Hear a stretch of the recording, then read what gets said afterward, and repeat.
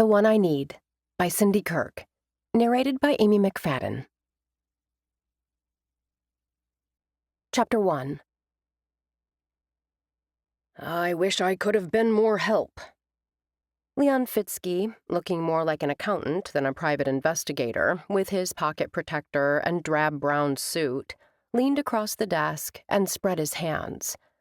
Other than the list of party attendees, there wasn't much else I could dig up. June Parker understood the PI's discouragement. She felt the same about the course of this investigation.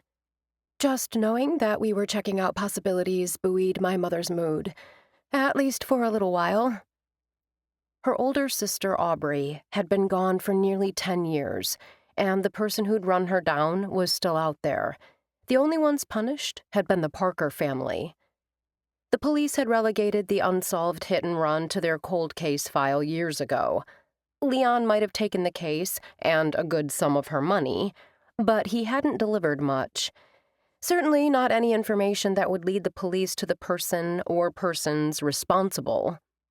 For most of the past decade, June had tried not to think about the person who'd driven the car that had struck Aubrey. Her mother, on the other hand, had thought of little else. Neither June nor her mother had found solace in the coroner's determination that the impact had killed Aubrey instantly. While they were glad Aubrey hadn't suffered, she was still gone, leaving a big gaping hole in their hearts. June's father, Bob, never one to shoulder any responsibility, had blamed her mother for being too permissive. According to him, no good came from letting an 18-year-old stay out past midnight. The war of words and the blame game had gone on until the marriage passed the point of no return. No, June thought, thinking of her now divorced parents. They'd all suffered far more than the person who'd struck Aubrey with their car. Her father had moved to California and remarried. Her mother, well, Camille Parker's grief was as palpable today as it had been the night Lakewood police officers had shown up at their door. "How is your mother?" Leon asked, probably more out of politeness than real interest. "Discouraged." No need to tell the PI that, with the 10th anniversary of Aubrey's death approaching, her mother had begun to spiral. June could only imagine what it would be like when the date finally rolled around and her mom had to accept that they were no closer to finding the person who'd killed Aubrey than they'd been the night it happened. "We've made good progress in terms of the list," Leon pointed out. The list included the names of those present at the off-campus party Aubrey attended the night she died. Though the police had confirmed Aubrey's presence at the party, June still didn't understand why her sister had been there. The college freshman had been more likely to be at the library on a Saturday night than at a party. Her sister's friend Sarah insisted attending the party had been Aubrey's idea. When Sarah had hooked up with a guy that night, Aubrey had left the party alone. The police had concluded that after her car had gotten a flat tire on a dark stretch of roadway, Aubrey had gotten out, presumably to flag down help. That was when she'd been hit and killed. Over the past year, both June and Leon had spoken with as many of the party attendees as they could find, hoping someone had seen or heard or knew something that would aid in the investigation. "We checked off a lot of names," June agreed. She stopped short at calling the progress good. Though the names on the list of people to talk to had dwindled to a handful, she felt no closer to uncovering the identity of her sister's killer. "But we both know that the driver, or any witnesses, might not have even been at the party." "Like Detective Willis said, since attendees of the party accounted for most of the traffic on the road that night, it was our best shot." Gary Willis, a former neighbor and childhood friend of June's, wasn't officially working the cold case, but he'd offered his assistance. Gary knew the toll Aubrey's death had taken on the Parker family. "It's our only shot. I cling to hope that one of the attendees we haven't spoken with yet saw something that will finally give us answers." June did her best to summon up enthusiasm. It wasn't easy. She'd grown weary of all the dead ends. For her mother's sake, she would continue to push forward. Pushing back her chair, June stood and extended her hand. "Thanks for all you've done, Leon. I'll be in touch if I need anything else." "You know where to find me." He walked her to the door of his office. "Good luck." Stepping out of the downtown Denver building into bright sunshine, June determinedly shook off the lingering sadness and embraced the gorgeous late summer day. Quickly glancing right and left, June darted across the street and joined the stream of foot traffic along 17th Street. This part of downtown was a mix of old and new. Gleaming glass skyscrapers rose up along historic brick buildings. As June wove between tables at a sidewalk cafe and groups of power suit-wearing women, she thought about how much had changed since she'd last been here, and about how much hadn't. Why couldn't she get just one break? June flung out a hand in frustration. When the flat side of it connected solidly with the back of a man striding in the opposite direction, she realized with horror she should have paid more attention to her surroundings. Or, at the very least, kept her hands to herself. She stopped as the man turned, a startled look on his face. Dressed for business in a dark suit and carrying a briefcase, he stared at her with a bemused expression. "If you wanted me to stop, you could have simply said so." "My hand sometimes has a mind of its own. Sorry." June coupled the apology with a smile. When he only continued to look at her with a speculative gleam in his eyes, she added, "I'm meeting someone for lunch. He's waiting for me now." Her heart picked up speed at the thought of seeing Cameron again. The man's gaze lingered on her for an extra second. "Well, have a good day." "You too." As she resumed walking, this time keeping a firm control on all appendages, June's thoughts turned to Cameron Driscoll. When her job as a global account executive for a multinational tech company had taken her to France, she'd unexpectedly made the acquaintance of one of the most elusive names on the list of party attendees. Cameron Driscoll had been 16, the same age as June, the night Aubrey was killed. The party had been held at the upscale home of a college junior, and a large number of underage teens had been in attendance. Cameron, the son of wealthy businessman Ross Driscoll, and several of his friends were known as partiers back then. In France, June had been working up to asking Cameron about the party when he'd been called back to the United States. At the time, he'd been running the Europe division of Velocity, a multinational corporation that had started out focused on athletic footwear and now included anything related to athletics. When his older brother moved to head Lexico, a predictive analytics company recently acquired by the Driscoll family, Cameron had taken over his brother's role as Velocity COO. She'd been sorry to see Cameron leave Paris, not only because she hadn't found an opportunity to bring up the night of the accident, but because June genuinely liked him. His well-toned body and classically handsome features, coupled with a sense of humor and an easy smile, had proved a potent combination. Now that they were once again in the same city, she'd contacted him and made plans to meet for lunch. June wished she could forget about the investigation and simply enjoy his company. But she couldn't. Not when finding out the truth was the only way to give her mom some peace. Still, she wouldn't bring it up. At least, not today. June feared that once she asked Cameron about that night, it might be over between them. If he didn't know anything, he might resent the implication that he'd somehow been involved. Or, if he did know something and had never spoken up... June shook her head. No part of her could believe Cameron had been involved in Aubrey's accident. Nor did she truly believe he'd be angry that she had questions. But she did fear that he might believe her investigation was the only reason she wanted to spend time with him. An issue that wouldn't exist if she'd simply asked him a few direct questions right from the beginning. She chided herself again. When they'd met in Paris, he'd been so charming that she'd gotten caught up in spending time with him rather than grilling him for information. He was also one of those guys who seemed to want to listen more than talk, a rarity in other men she knew. She'd told herself she had plenty of time to ask him about that night. Then her mom had gotten worse, and he'd been called home for work. "Juan, June's heart skipped a beat at the sound of her name spoken in that incredible French accent. Taking a tight grip on her emotions, she looked up, and there he stood, looking every inch the successful businessman. Hearing from you and learning you were in Denver was a wonderful surprise. Delight filled Cameron's voice, and the smile that lit his face arrowed straight to her heart. I'm happy to see you, Cameron. She stepped to him and brushed her lips across his cheek. In that moment, June realized what she'd tried so hard to deny.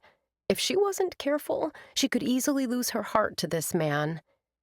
June had so many questions for him, few having to do with the party all those years ago. She wondered how he liked his new position. She was curious if he'd moved into Silver Creek, the gorgeous high-rise his family owned. The building featured a mix of business and retail space on the lower floors and luxury apartments on the upper floors. Since its construction, it had been celebrated as one of the most sought-after addresses in Denver. She knew Cameron's brother J.R. lived there, as well as his grandparents, Halcyon and Johnny. The thought of Hal brought a pang to June's heart. She genuinely liked Hal, but now, because of a promise made, June was persona non grata with the Driscoll family. From Cameron's warm reaction to meeting her in Paris, it had been apparent that using her mother's maiden name for business had resulted in an unexpected benefit. While members of the Driscoll family might recognize the name June Parker, the name Joan Dion meant nothing to them. It's good being back home. She shifted her gaze to focus on the small cafe where they'd agreed to meet. June inclined her head. Is this where we're having lunch? It looks nice. The food is amazing. Cameron hesitated. And they have outdoor seating. She understood his hesitation. The places he'd taken her in Paris had been extremely nice. This is perfect. June gestured to her buttercup yellow summer dress and heeled sandals. As you can see, I'm not dressed for business, much less haute cuisine. The instant she'd made the pronouncement, she knew it had been the wrong thing to say. The fact that she was dressed casually on a workday flung the door wide open to questions. You're not working today? Even as he spoke, Cameron stepped forward, casting a glance at the 5 tables out front, 4 of them occupied. The man at the podium smiled broadly when he saw Cameron. Mr. Driscoll, it's good to see you. Will you and your lovely companion be joining us for lunch today? What's with this Mr. Driscoll stuff, George? It's Cameron. Yes, we will be having lunch. Do you have a table for us outside? For you? Of course. George led them to a table, leaning over to scoop up the reserved sign before pulling out June's chair. He handed one of the menus tucked under his arm to June and the other to Cameron. I'll send Angie right over. Angie, a dark-haired woman in her mid-40s, was tableside before June had a chance to say a word or open the menu. What can I get you to drink? Cameron glanced at June. Perrier, please. I'll have the same. After telling them the lunch special, Angie hurried off. I'm considering the seared salmon, June told Cameron, not wanting to think too much. She had enough on her mind without worrying about what to order. The words had barely left her lips when Angie returned with their drinks. We'll both have the special, Cameron told Angie. Good choice. She nodded approval. It should be out shortly. No rush. Cameron hesitated, then glanced at June. Unless you're in a hurry. No rush, she assured him. Cameron poured his water into a glass so clean it sparkled in the sunlight and inclined his head. Are you off today? I am. I banked my time while in France and took this month off. June wiped the condensation off her glass with her thumb.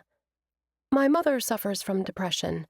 I returned to Denver for many reasons, wanting to be close to her being the biggest factor. I'm sorry to hear that. Having you nearby should be a comfort. Reaching across the table, he gave her hand a squeeze. If there's ever anything I can do to help, don't hesitate to ask.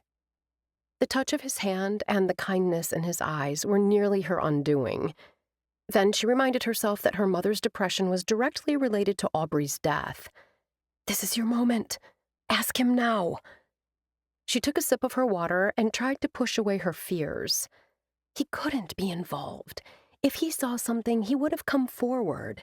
He won't think you've been using him. He's a good man who will understand. June set down her glass. Well, actually, I apologize for interrupting. George paused tableside. I want to make sure everything is satisfactory with your table. It's wonderful, as always, Cameron assured him. I'm glad you stopped over. You were busy when we arrived, and I didn't have a chance to introduce my companion, Ms. Joan Dion. Joan and I became acquainted when I was in Paris. Cameron smiled at her. Joan, this is Mr. George Frericks. George is the owner of this fine establishment and a huge Colorado Grizzlies fan. I'm a fan, too. June offered the man a smile. It's a pleasure to meet you, Mr. Frericks. Please, call me George. George returned her smile. The pleasure is mine. You must call me Joan. George gestured with his head. This man is a good one, Joan. She smiled at Cameron. I think so. Once again, June found herself wondering if she and Cameron would remain friends once she started asking questions about that long-ago night. It likely didn't matter. She had the feeling once he learned that Joan Dion and June Parker were one and the same, it would be all over anyway. Perhaps she should simply rip off the Band-Aid right now and get it over with. Speaking of the Grizzlies, Cameron pulled an envelope out of his suit coat pocket. I saw my sister this week and mentioned you're a big supporter of the program. He handed the envelope to George, who immediately opened it. A look of surprise crossed the older man's face. Season tickets? Complimentary. And Nyla says going to the games and cheering on the Grizzlies is more fun with a companion, so you've got tickets for you and a guest. Shock filled the older man's eyes. This is too much. I couldn't possibly... Cameron's hand on George's arm stopped the protest. We want diehard fans in the stadium. Please, accept them with our thanks for supporting the team. Thank you. George's fingers tightened around the envelope. Thank you so much. Behind you. Angie's voice put a stop to the more effusive thanks that were sure to follow.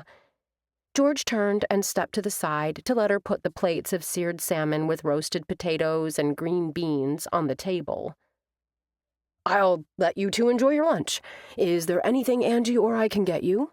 George asked. June shook her head, startled by the beauty of the presentation of their food. I'm good. It looks amazing. Cameron flashed that trademark smile at Angie and George.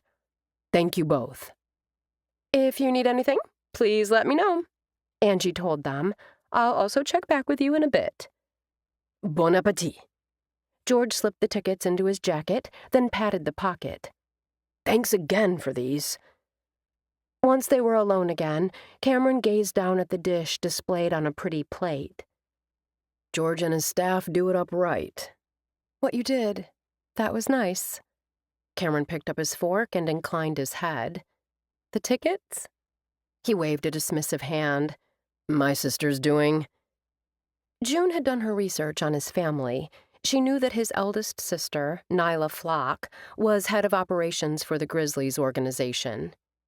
She gave them to you because you asked. As I told George, we like the idea of the stadium being filled with football fans who love the Grizzlies. Still, it was nice. Hey, what can I say? I'm a nice guy. She laughed, even as regret surged. Keeping things light in Paris had proved impossible, as Cameron was one of the first guys in a long time who'd captured her interest. Forking off a bite of salmon, June focused on eating for the next few minutes, enjoying the feel of the sun against her face and the company of a fascinating man. Though he did his best to steer the conversation to her, she managed to keep the focus on him. I hate keeping you from the office. June slanted a glance at Cameron. The angular planes of his handsome face were bathed in the afternoon sunlight. I hate keeping you from your mother. A neighbor is with her this afternoon. Are they close? The simplest thing to do would be to say yes, But even when she'd been young, June had never been one to lie. The fact that she was lying by omission to Cameron right now weighed heavily on her. She would not add more to the load she already carried. "I'm not sure." At his questioning look, June continued. "My mother has lived next door to Margie for years. They get together to gossip over iced tea or coffee." Sounds like a friend? "On the surface. But shouldn't a true friendship go deeper than complaining about a neighbor's dog and the kid from around the corner who rides his mini bike down the sidewalk?" I see what you're getting at. Cameron's gaze turned thoughtful. You don't believe your mother and this Margie, is it? June nodded. You don't believe they discuss anything substantive? "I know they don't. When my sister died..." June clamped her mouth shut. Dear God, where was she going with this? Sympathy blanketed Cameron's face. I'm so sorry to hear about your sister. Did she pass away recently? "It was a long time ago, back when I was in high school." June spoke quickly, not giving him a chance to ask questions. "The reason I brought it up was, when Margie came over after the funeral, my mom wouldn't even say my sister's name to her." Do you think maybe that has changed? I've never lost anyone close, but I can see how it might be too painful to speak of a loved one in the immediate aftermath of their loss. His blue eyes remained fixed on her face. Perhaps she's more open with her friends now. Maybe. I hope so. But... June sighed. She keeps everything bottled up inside, even from me. I just wish I could give her some peace. If you ever need anyone to talk to, I hope you know I'm here for you. Gazing into his blue eyes, June knew this was her chance to ask him about the party and his friends. But this time together had made her realize how very much she'd missed Cameron since Paris, more than she'd let herself believe. Unless there's someone else that you're sharing things with? Cameron's questioning gaze met hers. The excitement that surged from the realization that he appeared to be as interested in her as she was in him was tinged with guilt that she had an agenda he knew nothing about. June shook her head. "I was in Paris until last month." You're an attractive, interesting woman. His tone was matter-of-fact. You've been back long enough to capture some man's heart? Her lips twisted in a wry smile. "I've been too busy to do much capturing." That's good news. She cocked her head. Reaching across the table, Cameron took her hand, his fingers playing with hers. It appears we're both free to do this again. Chapter 2. The next day, when he should have been concentrating on his brother's presentation, Cameron found himself thinking about his upcoming date with Juan that evening. Cameron! JR's brows pulled together. Have you heard a word of what I've said? JR had taken over the predictive analytics side of the business. The move to head Lexico, now a wholly owned subsidiary of Velocity, had been the perfect fit for his data-driven older brother. It had also allowed JR to slide out from under their father's thumb. Cameron had taken over that hot seat, though he had to admit that since he'd returned from Paris, his father hadn't been too difficult. Not yet, anyway. Sorry. Cameron expelled a breath. The information you've compiled is fascinating. I can't wait to wade through it all and discuss it in more depth with you. JR nodded and sat back in his seat. They were alone in the luxurious boardroom. If you have any questions, you know where to find me. I do. How are things going? Is Dad... He and Pops have been focused on shoring up relationships with our wholesale partners, so they've left me alone. Cameron smiled. Though I have no doubt both of them have their eyes on every decision I've made. No doubt. JR smiled. Another reason I'm happy to be at Lexico. Your wedding is fast approaching? Cameron hadn't been around when Britt had appeared on the scene and stolen his brother's heart. He liked JR's fiancée, as did their grandmother, who was always an excellent judge of character. Any second thoughts? None at all. JR's expression softened, the way it always did when the subject of his fiancée came up. Britt is definitely the one for me.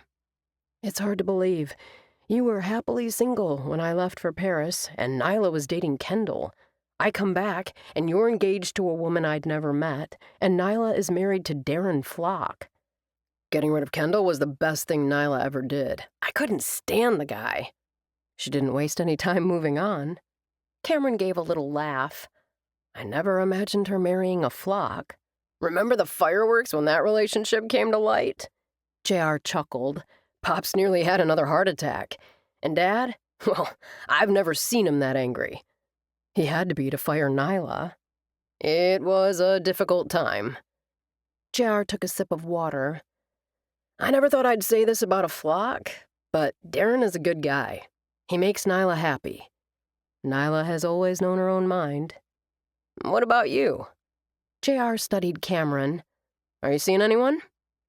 Cameron hesitated. Did lunch followed by dinner plans constitute seeing someone? Remember Juan? The blank look on JR's face quickly faded to one of recognition. Sure, the model you dated in Paris. She's as pretty as a model, but she actually works in tech. Cameron couldn't help smiling at the thought of Juan. She's back in Denver, and we had lunch yesterday. That's a coincidence. Not really. The company she works for is based here. Her mother is having some health issues, so she wanted to be close. Cameron's fingers curved around his glass of water, but he didn't drink. Tonight we're going to a barbecue festival. JR arched a dark brow. 2 dates in 2 days. Now that's moving quickly. Cameron laughed. Moving quickly is meeting someone and getting engaged in a matter of months. Sound like anyone we know? JR laughed. Good point. Gran and Pops are having that party in a couple weeks. You should bring her by. If we're still seeing each other. You don't think you will be? Hard to say. Cameron sensed Joan was holding back. When she'd spoken about her mother not sharing her feelings about her daughter's death with her friends, he'd wondered if she'd also been speaking of herself. It's still early days. However, I enjoyed spending time with her in Paris and catching up yesterday, and I'm looking forward to this evening. JR pushed back his chair and stood. If she sticks around a while, the 4 of us should get together. Yeah, sounds good. Cameron walked with his brother to the conference room door. I'll do a deep dive into the data you sent me. JR clapped his brother on the shoulder. Forget about it for tonight. Enjoy your date. What's with the look? Juan teased as she pushed her door open. This should be fun. From the overfull lot where he'd parked his Subaru, Cameron spotted banners, flags, and balloons. He couldn't stop the wince. If you didn't want to come to this, you should have told me. Her tone turned serious. We could have found another time to get together. When she'd mentioned her plans to attend tonight's festival, he hadn't been surprised. Despite all the amazing food in Paris, Juan had mentioned more than once having a craving for barbecue. Cameron remembered the comments because she hadn't struck him as the type to dig into a plate of ribs with her hands. Clearly, there was more he needed to discover about her. Which was why, once he'd determined she was going alone to the festival, he'd invited himself to join her. I'm keeping an open mind. He kept his tone easy. One thing I know for certain is that I'll enjoy the evening because I'm with you. That's very sweet. She brushed a kiss across his cheek.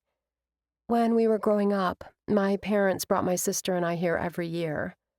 Sounds like you have good memories. I do. She glanced around. Did you ever come here as a kid? I didn't. When I was a child, we lived in Silver Creek, the town, not the building.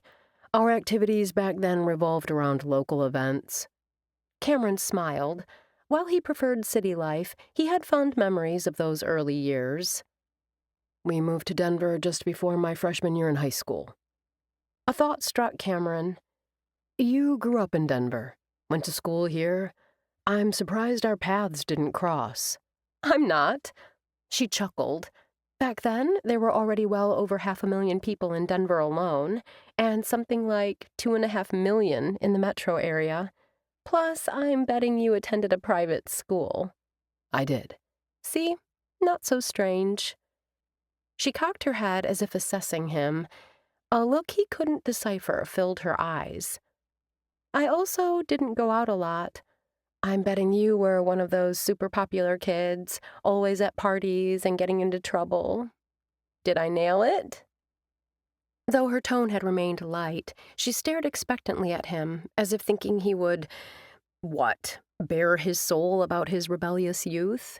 Speak about a time in his life that had caused his father to throw up his hands in frustration? Nope, not happening. My life back then was pretty tame, Cameron said, then changed the subject. Thanks for inviting me to come with you tonight. Technically, you invited yourself, she reminded him, then smiled. And I'm glad you did.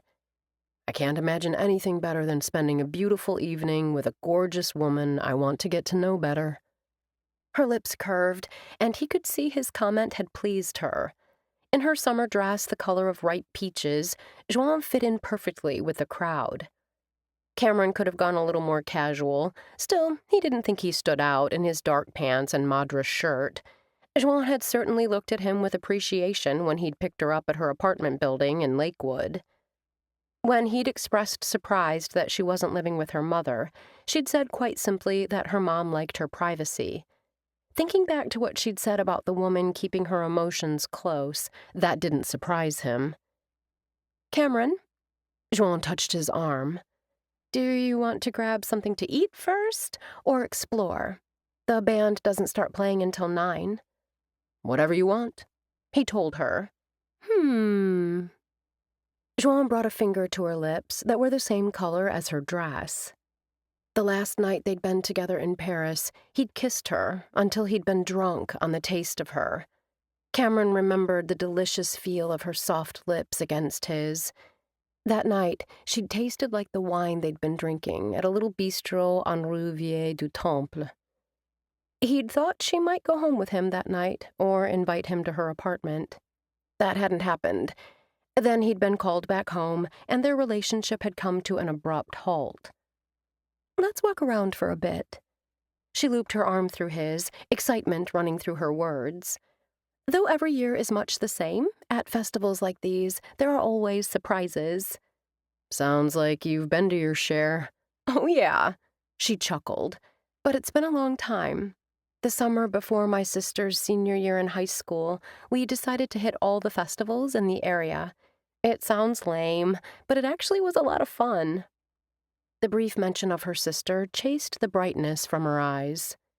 Not lame at all. Cameron placed his hand over the one she rested on his forearm. For the record, I like hearing about your family and your childhood. I like you, Jean, and I meant what I said about wanting to get to know you better. I don't mind discussing the past, but I also don't want to be a downer. She blew out a breath. I spent the afternoon with my mother. Enough said on that. Cameron opened his mouth, then shut it. He didn't know her well enough to know if she wanted him to ask her questions or not. You have what, a couple of siblings? She asked. Her attempt to focus the conversation back on him told Cameron what he needed to know. I have 4, he told her. JR is the oldest, then Nyla, followed by me, then Miles, and finally Eve. I know Eve. Cameron blinked. You do? Well, not know her. Joan laughed. She's got a huge following on social media. I love her makeup tips. His little sister had started building a presence on social media several years ago, while still in college. Apparently, Eve's reach on social media was significant, with lots of sponsors and millions of followers. My friend Anson told me she's a big deal. I guess I should pay more attention. Anson Hawkins? For some reason, the realization that she knew his friend surprised him, though it really shouldn't. Anson was involved in a lot of civic enterprises, and, until he'd decided to throw his hat into the political ring, had dated a lot. You know Anson? Joan shook her head. Only what I've seen on your sister's channel and in the press. He's her boyfriend, right? Cameron knew to tread carefully on this one. Eve's followers were convinced Anson was her boyfriend. JR thought it was a publicity ploy. Cameron wasn't certain if the relationship was real or not. I guess. You guess? Juan's brows pulled together. Cameron shrugged and didn't elaborate. Over the years, he'd learned the wisdom of keeping personal information close.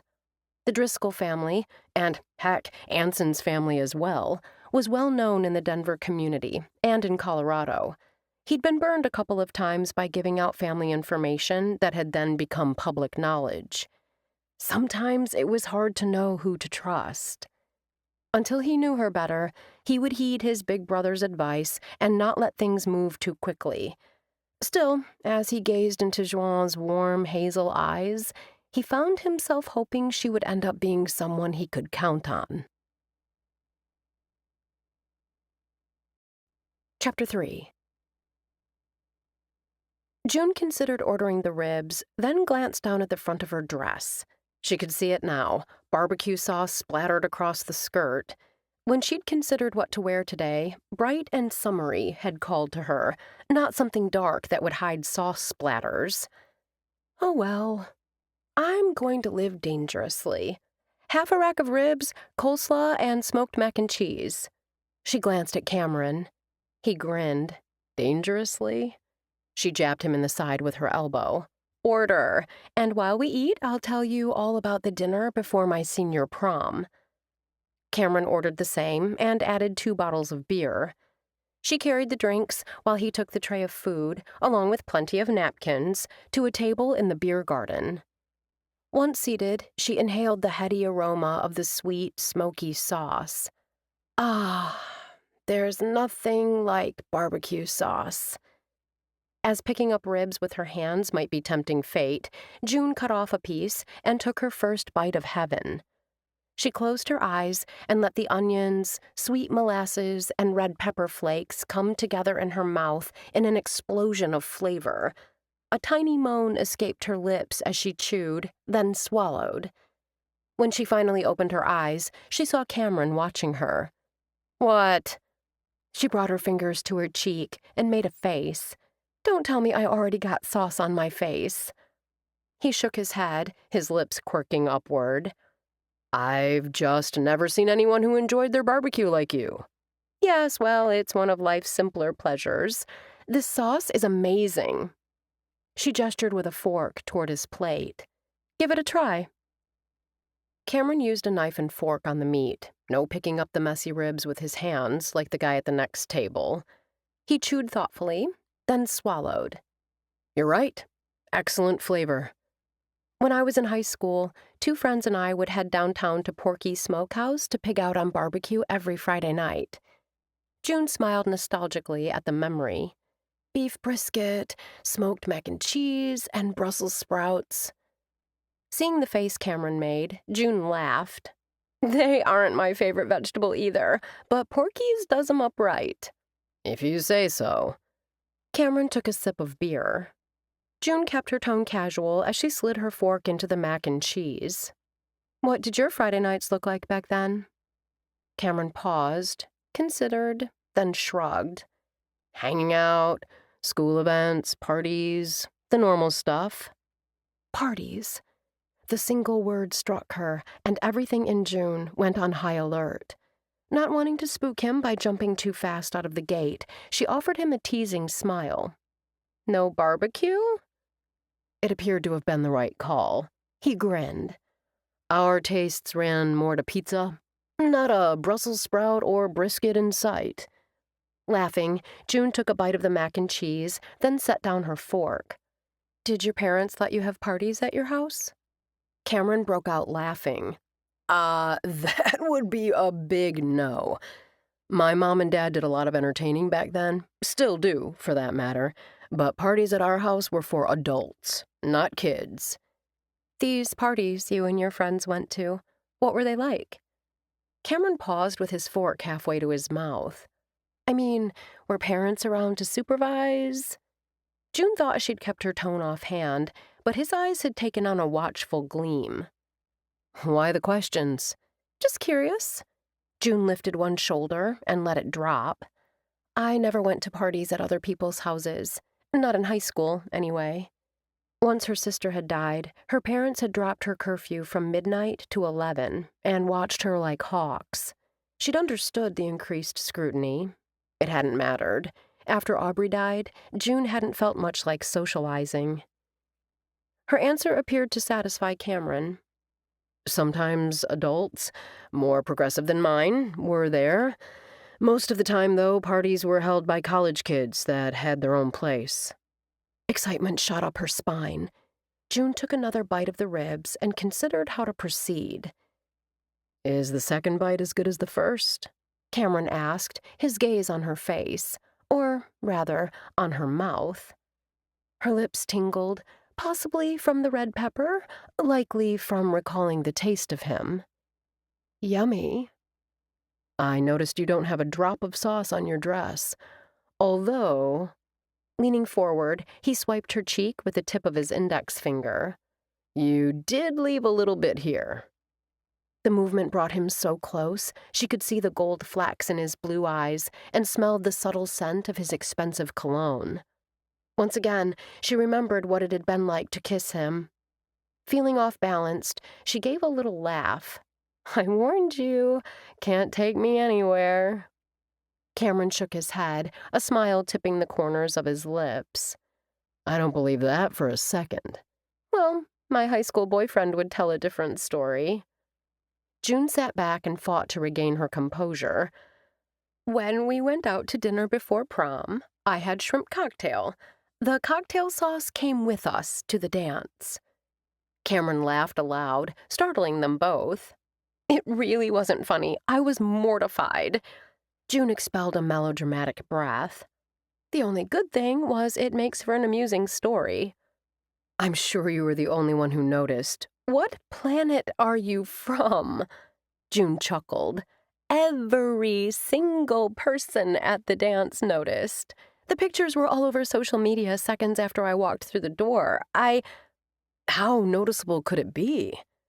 She knew he was simply trying to be kind, and she appreciated the effort. "Did I happen to mention my dress was white?" He winced. No, you left off that detail." My friend Lily and I had a discussion afterwards about everything happening for a reason." Cameron took a sip of his ale, his gaze never leaving her face. June remembered the night they'd met and how he'd looked at her. He was looking at her the same way now, with admiration and unabashed interest. Deciding to wait a few minutes before circling back and hitting him with more party questions, June inclined her head. "What did you think when you first met me?" "We were at the Solange event." Cameron's eyes grew dark with memories, and she could see he was looking back. "You wore this bright red dress that wrapped around you like a second skin. You were gorgeous, but there was something more about you. Something that told me I had to know you." "That was when you first saw me," she reminded him. "I asked what you thought when you first met me." "When I strolled over, determined to make your acquaintance, you were in a lively debate with a man over a cross-product opportunity." Cameron smiled. "He was trying to impress you with his knowledge, but it was evident, at least to me, that you knew way more than he did." His gaze searched hers. "There's nothing I find more appealing than a strong, intelligent woman." "Some men are intimidated." "Not this guy." Reaching across the table, he took her hand. The simple touch sent shock waves of feeling up her arm. The desire coursing through her told her to pull back, that this wasn't the time or place, but she could no more break the connection than she could stop breathing. "I come from a long line of strong, intelligent women," Cameron continued. "My grandmother Hal is amazing." June opened her mouth to agree, then shut it. Though June also thought Hal was amazing, Juan didn't know her at all, and until she was freed from her agreement, the secret connecting her to Hal wasn't hers to spill. "What about me? What did you think when you first saw me?" Cameron's question pulled June from her brief reverie. As he had only moments before, she paused and considered. During my, discussion with Henri, I became aware of this handsome American striding toward us. He took long, confident strides as if he owned the room. June couldn't keep from smiling at the image. You had on a dark suit and red tie, the same deep red as my dress. I sensed that you wouldn't interrupt, but I was ready for my conversation with Henri to be over. You'd convinced him you were right, so what more was there to say? He wasn't the type to be convinced. Since I was a woman, Henri was confident he knew more than I did. She lifted one shoulder in a slight shrug, then let it drop. It was pointless to continue. She smiled at Cameron and stabbed another small bite of meat. Especially when there was a handsome man I was dying to meet. Dying to meet? What can I say? Her lips twitched. The outer packaging drew me in. The inner man had me wanting to linger. Heat flared in his blue depths.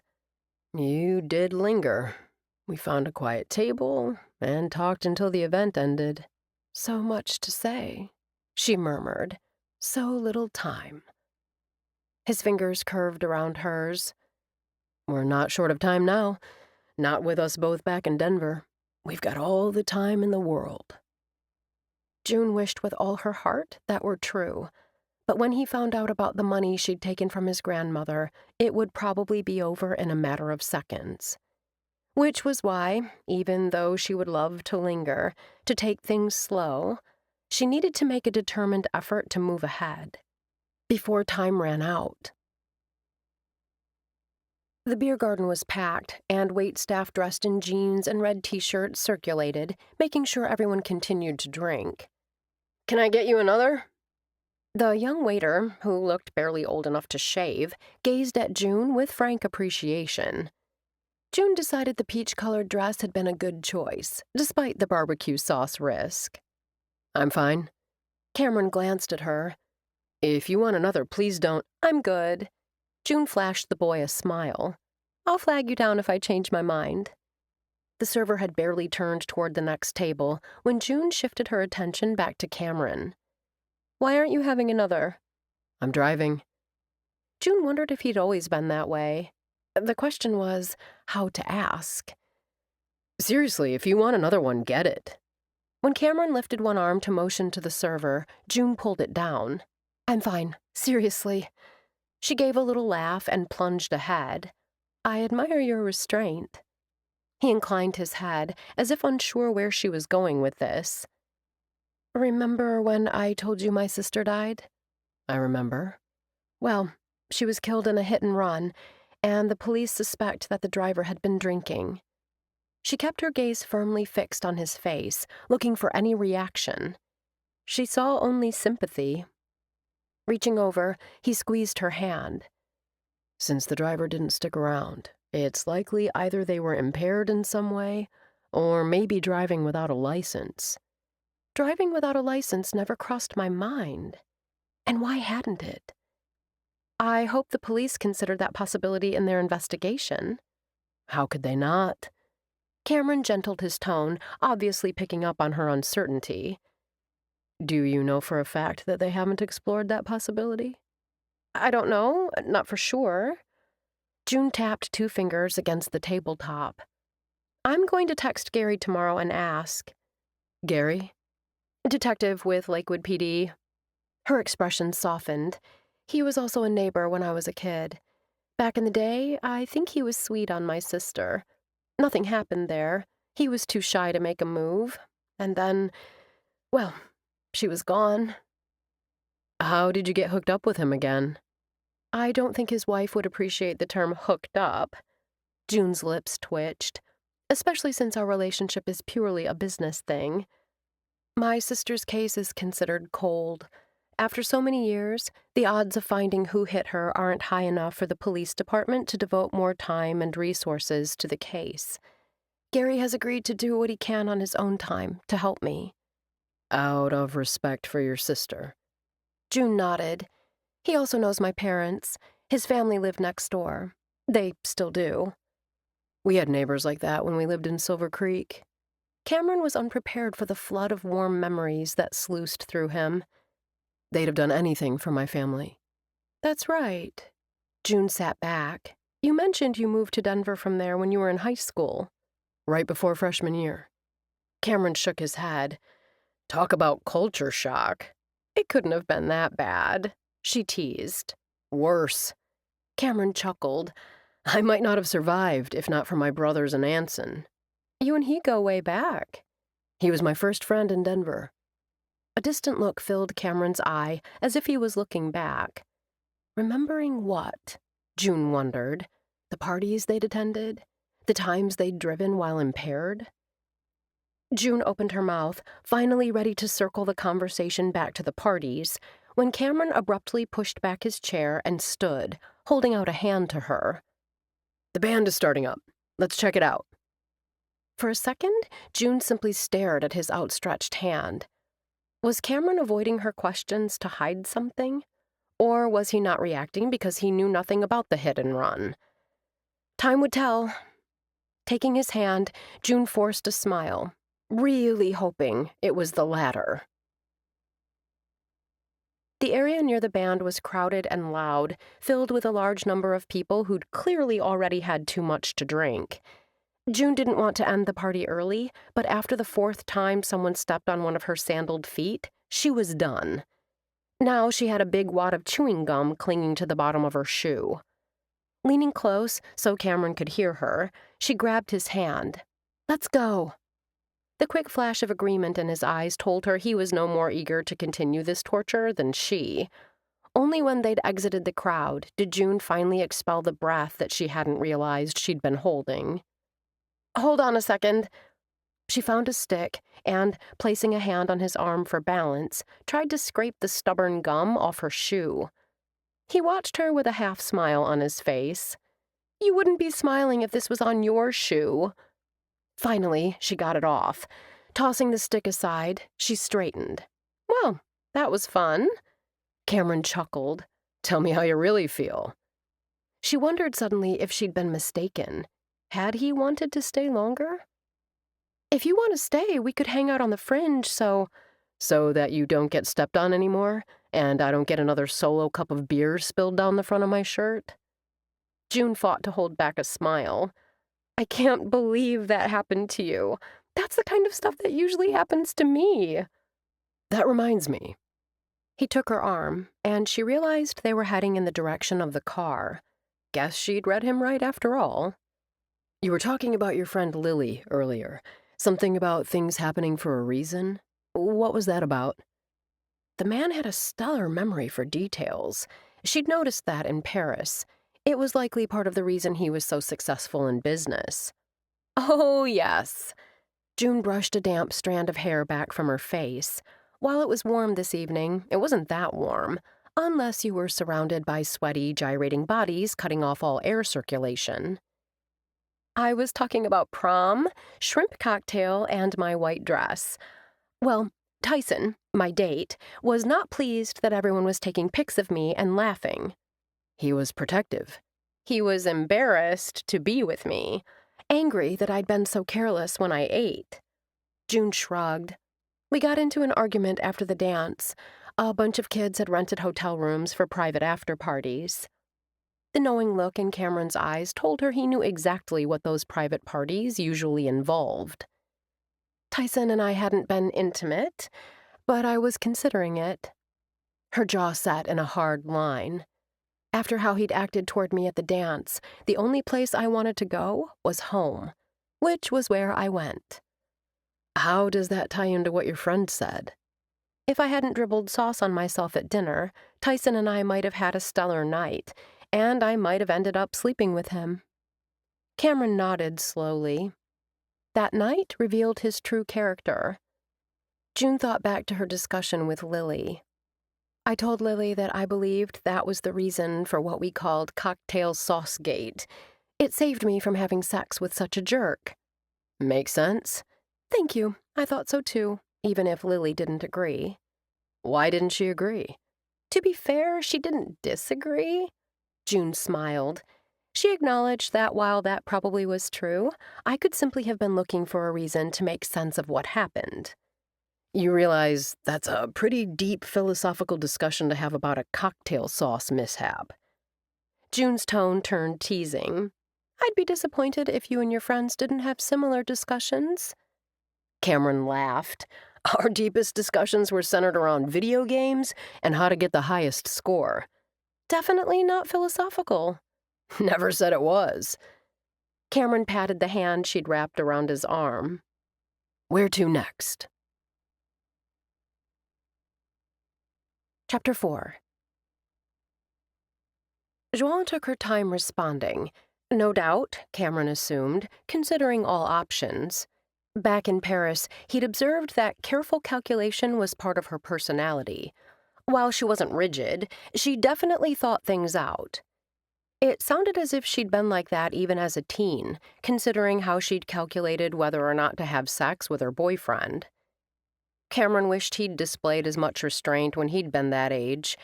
The truth was, he and Anson had shown very little restraint in any part of their lives back then. It still surprised and even amazed him how they'd both gotten to where they were now. Joanne stopped and gazed up at him. You know what I feel like doing? For a second, the flash of desire he saw in her eyes had Cameron hoping that she would suggest they go to bed. Early? Together. Her lips twitched as if she'd read his mind. She gave his arm a swat. As tempting as that would be, the evening is so beautiful. It seems a shame to be indoors. Are you saying you want to go back there? He gestured with his head toward the lights, music, and pounding beat of the bass. Returning to the festival definitely wouldn't be his choice, but he reminded himself this evening wasn't about him and what he wanted. Joanne drew back, lifting her hands, a look of mock horror on her face. No, anything but that. He laughed and realized he'd laughed more when he was with Joanne than he had in, well, forever. If not there, then where? That's what I don't know. Her hand returned to his arm as they resumed strolling in the direction of the car. I'd love to go somewhere reasonably quiet, preferably outdoors since it's such a beautiful evening. Definitely no red Solo cups allowed. That spark was back in her eyes. A place where we could be alone? His smile turned impish. Sure. She gave a decisive nod, and tipping her head back, she let the full moon bathe her face in a golden glow. That works. I know just the spot. It's completely private. Cameron smiled. Tall, leafy trees, flowers in bloom, a fountain and a pond.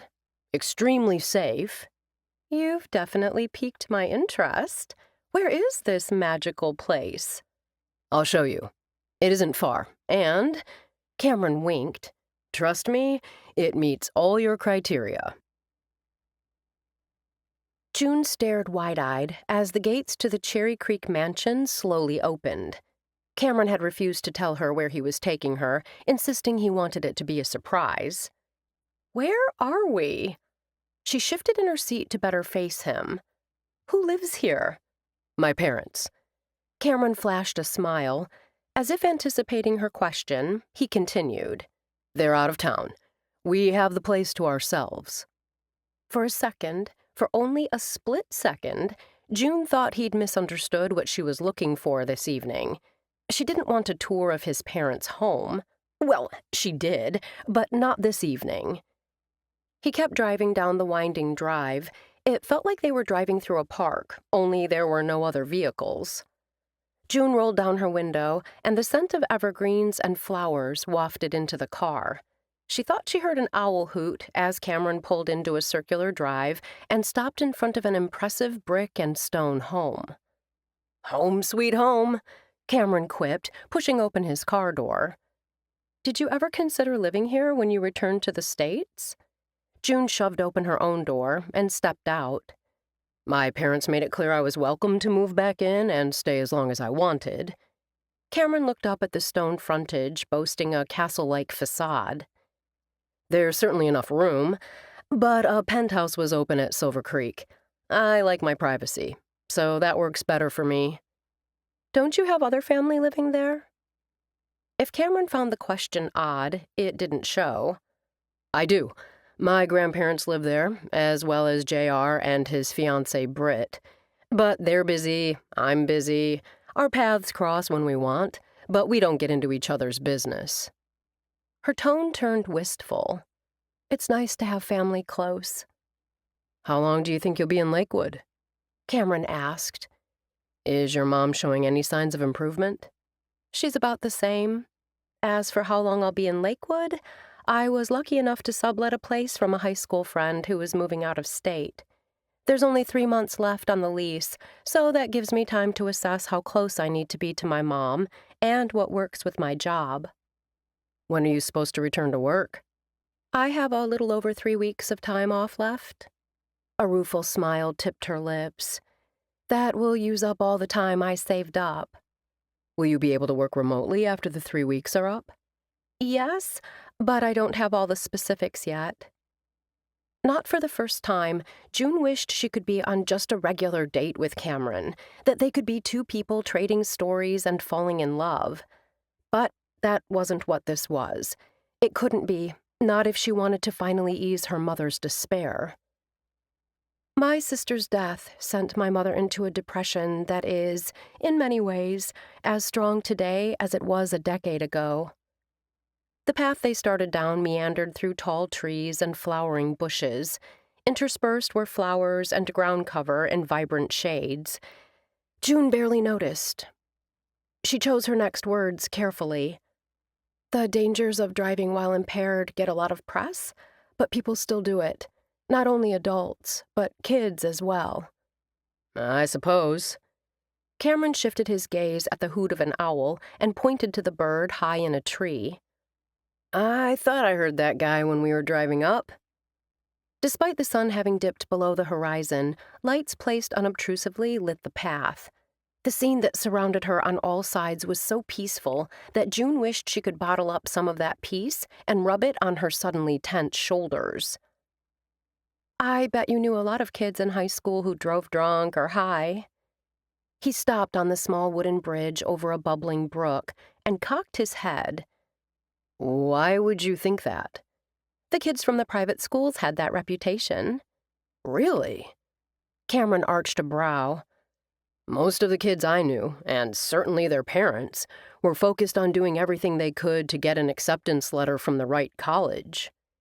You said you and your friends liked to party, she reminded him. I also said we like to play video games and eat pizza. He swept the air with one hand. Enough talk about the past. I am sorry about your mom. As I said before, if there's anything I can do... Other than answering all her questions, June didn't know what that would be. Thank you, Cameron. June gazed down at the brightly colored fish in the water that flowed beneath the bridge. Amazing. Cameron leaned over the rail, as if trying to see what had captured her attention. He studied the water, then turned his head toward her. What's amazing? He was so close that she could feel his warm breath on her face, see every one of the thick, dark lashes around those incredible blue eyes. Desire rose up like a tsunami, and she could not fight her need for him for one more second. Wrapping her arms around his neck, she smiled. You, Cameron Driscoll, you're amazing.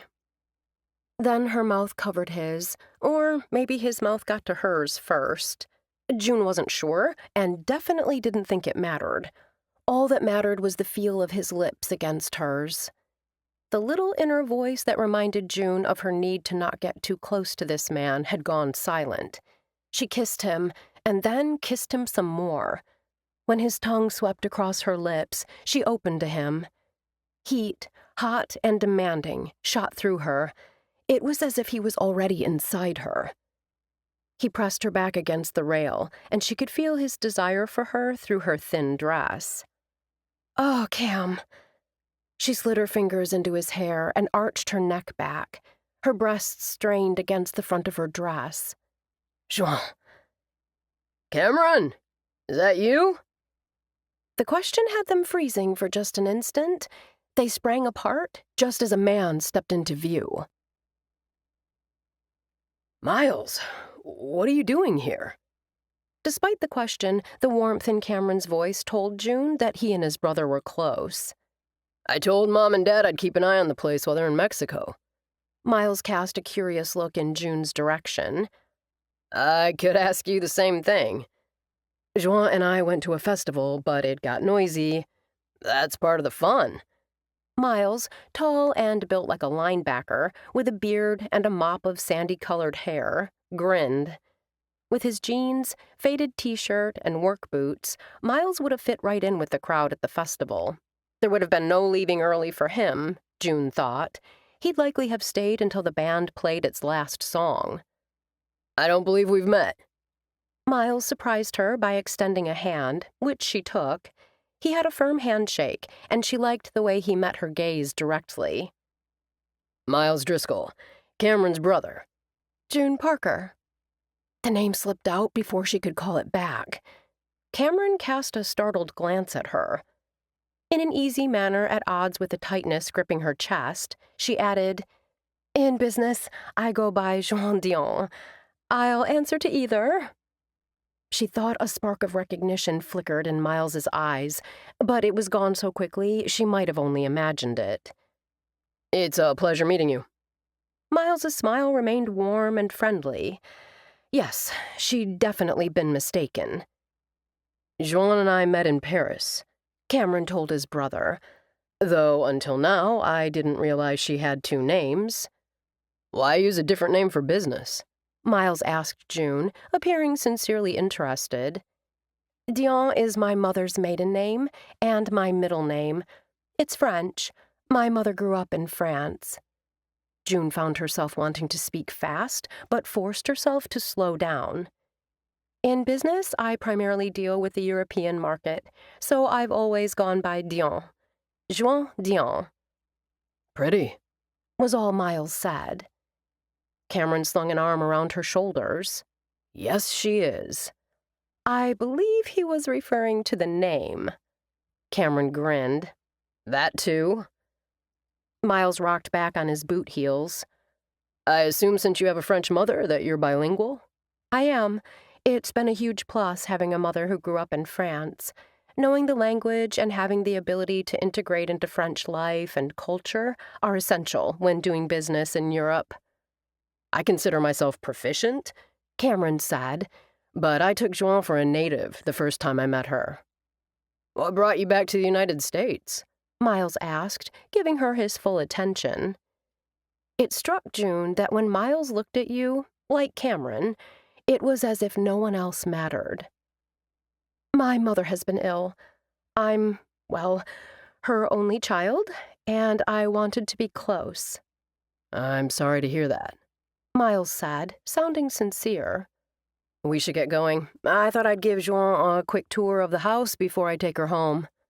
Cameron smiled at his brother. You could join us. I'll pass. Miles turned to June. It was good meeting you. You too, Miles. Carry on. With a chuckle, Miles headed back in the direction he'd come from. Your brother doesn't look like you. June slanted a glance at Cameron. Miles is definitely the outlier in terms of looks. We used to tease him and say someone left him on the doorstep. Cameron chuckled at the memory. The truth is, he's a throwback in terms of looks to my grandmother's father. He seems like a nice guy. Miles is the best. Though she tried to convince herself otherwise, June had the sinking feeling that Miles had recognized the significance of her name. She wondered, as they made their way to the house, how long Miles would wait to tell Cameron about the rumors that had swirled about her relationship with their grandmother, Hal. Rumors that, because of her promise to Hal, she was powerless to fight. She didn't think Miles would go out of his way to say anything, or he'd have done so immediately. But if the opportunity presented itself, he'd likely say something to Cameron. Which meant the time for her to come clean with Cameron needed to come sooner rather than later. Do you have time for a quick tour? Cameron asked when he and Joan reached the house. If she needed to get home, they could leave now. But he didn't want to cut the evening short unnecessarily. I have time. Joan glanced hesitantly at the massive double doors. Would your parents really appreciate you parading strangers through their home while they're gone? You're not a stranger, and this is my home too. Or it was for a number of years. Cameron made quick work of the smart lock system by punching data into his phone. Once they were inside, he quickly enabled the motorized deadbolt, then flicked on the lights, all from his phone. Joan inhaled, her eyes growing wide. She turned to Cameron. This looks like a movie set. Cameron was used to the marble floors and winding staircase that drew the eye upward. He liked that the home's open floor plan and floor-to-ceiling windows offered incredible views. The professionally decorated space made for a lovely home, and Cameron knew his parents were happy here. When we first moved here, I enjoyed having my own space instead of sharing a room with Miles, as I'd done in the family home in Silver Creek. Cameron chuckled. After a while, I found I missed having my brother in the same room.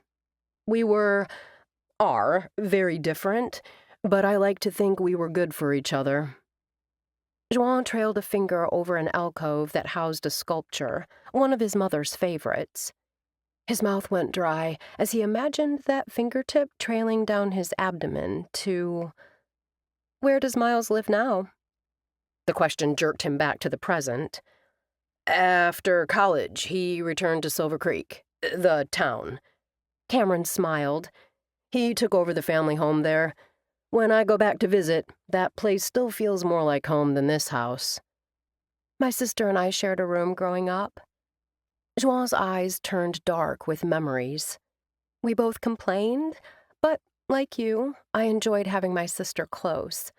I can't tell you how many times we'd lie there in the dark, talking late into the night. Expelling a sigh, Joan turned to him. The late-night talks were what I missed most when she was gone. After the funeral, I started sleeping on the sofa in the living room. It drove my dad crazy, but I just couldn't go back into that room that held so many memories. Where's your dad now? Cameron couldn't believe he hadn't asked before. She'd mentioned her mother numerous times and how she was alone. He'd never considered her father was in the picture. Dad lives in California with his new wife and kids. Joan gave a little laugh. I don't miss him, except when I do. Cameron nodded. She flashed a smile. Enough of the sad talk. I'm ready for the grand tour. I told you, once you've seen one big house, you've seen them all. Cameron's joking tone on the drive to her apartment brought a smile to June's lips. Not true. June could say more, but the truth was, she hadn't been in many homes as striking as his parents' house. You have a lovely home. My parents are happy there. Cameron turned onto the street leading to June's apartment. That's what matters. I want a home of my own someday. June's tone turned wistful. With a yard and a dog. You can have a dog in an apartment, he pointed out. I know, but I'd like my dog to have a yard. And an owner who doesn't travel so much for work. I thought you liked your job. I do, very much. Though I haven't been with the company long. Not even 2 years. She'd been newly unemployed when she'd first met Cameron's grandmother at a women's empowerment seminar. I was downsized out of a similar position for 3 months before I found this one. Longest 3 months of my life. You seem like someone who makes things happen. She knew Cameron meant the words as a compliment, but all they did was remind her how ineffective she'd been in finding Aubrey's killer. Cameron pulled the car to a stop in front of her apartment complex, but made no move to get out. My grandparents are having a party at their penthouse the Saturday after next. Cameron offered an enticing smile. The family and lots of friends will be there. If your mother doesn't need you that night, I'd love to have you come with me. Lots of friends will be there, which would mean she might have access to Anson. There hadn't been an opportunity to interview him yet, Anson, she'd already determined, was going to be a difficult man to approach. Though only 26, Anson was positioning himself for a political bid, and his wild partying days were far in the past. If he and Cameron's sister were an item, which was still uncertain, that made the chance of June successfully approaching him as a single woman even more unlikely. "I'd love to come," she began, and saw the smile bloom on Cameron's lips. "But first, we need to talk. There's something I need to tell you." Confusion furrowed his brow. "I don't understand." She kept her tone even as she kept her gaze firmly focused on his face. "Does the name Sylvester Allen ring any bells?" Chapter 5. Cameron shifted against his car's leather seats. The name struck him as familiar, but he couldn't quite recall why. "Sounds vaguely familiar. Should I know him?" Her face remained carefully neutral. "You went to a party at his house once, maybe more than once?" He started to shake his head, then stopped and grinned. "Sly! You used Sylvester, which threw me. I didn't really know him. He was more a friend of a friend." Was Sly a friend of Anson's? Something about the way Jean asked the question had him hesitating. "What's this about?" "My sister, Aubrey Parker, was hit by a car after attending a party in Lakewood hosted by Sylvester, or, I guess, Sly." The puzzle pieces fell into place. "I remember that accident." Her gaze sharpened. "You do?" Cameron nodded. "If it's the one I'm thinking of, I drove by the scene shortly after it happened. Traffic on West Morrison Road was at a standstill. The rescue squad was there, as well as a fire truck and the police." He rubbed his chin at her expectant look, trying to recall more. "I remember hearing on the news that a woman had died." "That woman was a girl. My sister. She was 18. "I'm sorry, Jean. I didn't realize that was your sister who died that night. I can't imagine losing one of my siblings." Wanting to soothe, Cameron reached over and covered her ice-cold hand with his. "I'm just not sure what Sly's party has to do with you and me." "Do you remember anything else about that night?" Joan leaned forward, but didn't pull her hand away. Not because she wanted the comfort, he thought, but because she was so totally focused that she didn't appear to realize it was still there. "It was a long time ago." Cameron tried to bring the party into focus. Any detail, no matter how small or trivial. If he could help her, he would. There was only one problem. "I honestly don't remember much about that night." "Because you were drinking." The question was like a slap of cold water. He pulled back his hand. It had been a party. The fact that he'd driven home after having a few beers over the course of the evening wasn't something he was proud of, and certainly not something he would admit. He'd done more than that back then, things like driving too fast and sneaking out at night, all actions that had caused him to butt heads with his father on a regular basis. That had been eons ago, though. Despite the time that had passed, he wasn't about to air past transgressions to someone he didn't know all that well. When Jean had begun asking questions about the party, he'd assumed she believed knowing details of Aubrey's last hours on Earth would be a comfort to her mother. He realized now that that had been pure speculation. He should have known better. In his position with Velocity, he'd learned never to assume he knew what someone was thinking. "What's this about, Jean?" "The person who killed my sister has never paid for their actions." He nodded, recalling their earlier conversation. "That has to be difficult." "After all these years, the police have never found him or her." Jean's chin jutted up. "That's about to change. I'm determined to find who hit her and make sure that person pays. Then, maybe, my mother will finally have some peace." You're asking me these questions because you hope my answers will lead you to the driver. Cameron spoke slowly, wanting to make sure he had the entire picture. She nodded. I'm happy to help, but I attended a lot of parties back then. Did you take a date that evening? Perhaps she would remember something. I went alone. Your friend Anson, you didn't go to the party with him? Cameron shook his head. One of us had something earlier that evening. I can't even recall which one of us or what it was, but I know there was something, so we went separately. Disappointment blanketed her face. I hope you find who did it. I wish I could help, but like I said, by the time I arrived on the scene, the police and rescue squad were already there. Do you recall seeing my sister with anyone while you were at the party? The woman was like a dog with a bone. Still, he meant what he'd said. If there was a way he could help her, he would. I don't know what your sister looked like. He offered a slight smile. She couldn't have looked like you, because I'd have remembered her. Brushing aside the compliment, Joanne slipped a hand into her bag and pulled out her phone. After a few swipes, she handed it to him. This was Aubrey. Cameron carefully studied the picture. Other than the same nose and wide mouth, the two sisters couldn't have looked more different. While Joanne had straight dark hair, Aubrey's had been blonde and curly. Her sister had been pretty, but there had always been dozens of attractive girls at Sly's parties.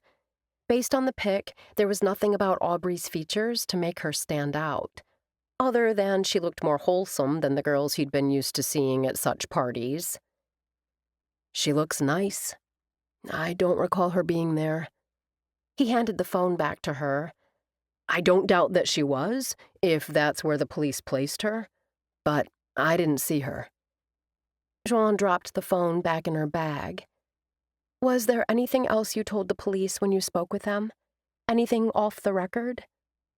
Cameron couldn't hide his surprise. I never spoke with the police about that night. There was no reason. They looked into who attended the party. Your name was on the guest list. Joanne's gaze remained steady. I assumed an officer spoke with you. Cameron shook his head. If they had wanted to ask him a few questions, his father would have made sure all requests and questions had gone through their attorney, and if that request had been made, Cameron would have heard about it. Neither of his parents had approved of high school students attending parties where alcohol was consumed.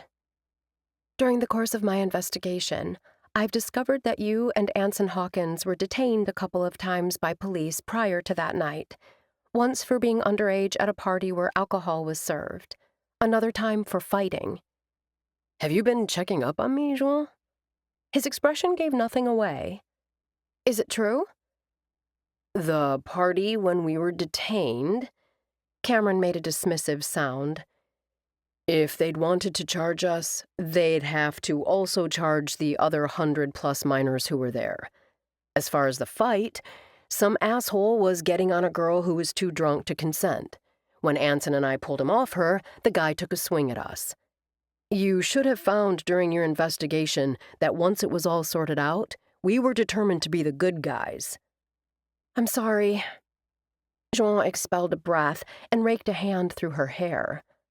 I wasn't able to get specifics. Cameron narrowed his gaze. Do you consider me a suspect? Is that why you've been getting to know me? To see if I'm the type of guy who would hit a woman with my car and drive off? Anyone at that party could have been the person who killed my sister. 2 bright spots of red colored Joanne's cheeks, but she didn't look away. Don't you understand? I have to follow all leads. A thought struck him. Did you deliberately set out to meet me in Paris? Even as he voiced the question, he found himself thinking how ridiculous it was, then reminded himself not to assume anything. I was there for my job. If you recall, you approached me. She spoke unapologetically. But yes, if we hadn't met that night, I would have looked you up. Unbelievable, Cameron thought, shaking his head. All this over something that happened a decade ago. Think if it was your sister who was dead, your mother who still suffered. She leaned toward him, hazel eyes blazing. Wouldn't you do whatever you could to see that the person responsible was caught and punished? Her voice trembled with emotion, and her eyes held a sheen. Cameron forced himself to take a step back and consider the situation from her perspective. He thought of Nyla and Eve. If something like that had happened to them, he'd absolutely want the person responsible punished. I definitely would.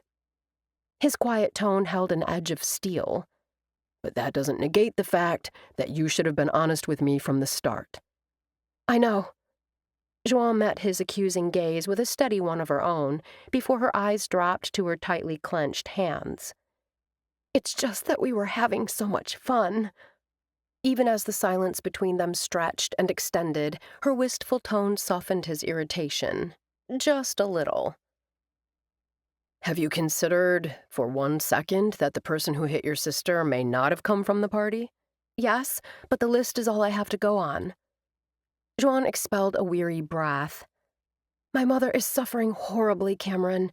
With the 10-year anniversary of Aubrey's death approaching, I have to do whatever I can to give her some peace. Have you discovered anything of value? She shook her head, and her shoulders slumped. Not really. I wish you luck in your quest. Cameron sat back in his seat. He didn't say more. There wasn't anything more to say. Joan pushed open the car door. Cameron remained where he was, not bothering to step from the vehicle. Goodbye, Cameron. She leaned over the open door. I'm sorry if my questions screwed things up between us, but I had to ask. Goodbye, Joan. June stood on the stoop of her apartment building and watched him drive away. It struck her that she hadn't gotten around to telling him about her relationship with his grandmother. One more thing to push them apart. She hadn't known how Cameron would react to the Inquisition, with anger, with recriminations, with threats. While she couldn't imagine the man that she'd begun to know reacting in any of those ways, they were still very much strangers. If she'd learned anything over the past year, it was that no one liked being interrogated. She'd learned to ease into the topic, to gain sympathy first, before probing too deeply. She'd read books and watched videos on interrogation techniques used by law enforcement, had honed her skills in that area. Then, what had she done with Cameron? She'd ignored everything she'd learned and gone with honesty, pure and simple truth. At this moment, she wasn't sure why she'd gone that route, other than with those blue eyes fixed on her and his warm hand blanketing hers, she hadn't wanted any lies between them. The crazy thing was, she believed him, believed that he hadn't come upon the scene until after the rescue vehicles had arrived, believed him when he'd said he had nothing to do with her sister's death. Even when her heart had told her it couldn't be him, she'd forced herself to ask the questions. She hadn't wanted her feelings for him to blind her to the truth. Now, she would go up to her apartment and add the information he'd given her to her database, knowing that whatever she'd learned tonight hadn't been worth losing Cameron Driscoll's friendship. On the drive home, Cameron let his conversation with Joan, or maybe he should think of her by her American name now that he knew it, circle in his head. He couldn't remember the last time he'd thought of those early years in Denver. While he now loved everything the mile-high city had to offer, the transition from small-town life in Silver Creek to Denver had been a rocky one. Other than Anson, who'd lived in the same Cherry Creek neighborhood and attended the same school, Cameron had had difficulty making friends. Oh, he'd had plenty of acquaintances, boys with pockets full of cash and unlimited access to their parents' credit cards who loved to party. His father had done his best to rein him in, but Ross had been busy buying the Grizzlies, and Velocity had been expanding at an exponential rate. Cameron and his dad had clashed over curfew and about every damn thing. If his father had been a stern taskmaster, his grandfather Johnny had been 10 times worse. His mother had stayed out of all of it. Gran had always understood and supported him in ways his parents hadn't. Despite his differences with his family, Cameron knew not one of them would think he was capable of hitting someone with his car and then leaving them to die on a deserted roadway. Though he tried to tell himself that June, was only gathering information, that wasn't how it felt to him. It was best they go their separate ways. Without trust, there was no solid foundation on which to build a relationship. Chapter 6. Cameron studied his friend across the net. He and Anson were evenly matched in tennis, which was why they'd each won one game. Now they were finishing game 3, and it was match point. He tossed the ball up straight in the air and changed his stance slightly for a flat serve. On the follow-through, Cameron pronated his wrist to avoid putting too much spin on the ball. Anson was ready. No surprise there. They volleyed fast and furious on the grass court before Anson's shot hit the net. Satisfaction surged as Cameron loped to the net and shook Anson's hand. Good match. I thought that time in Paris might have made you soft. Anson grinned. Appears I was wrong. They have courts there, too, Cameron reminded his friend. Cameron followed Anson to the sidelines, where Anson scooped up his phone from a chair. I'm married to mine, too, Cameron told him. Anson chuckled. My campaign manager has this thing about staying connected.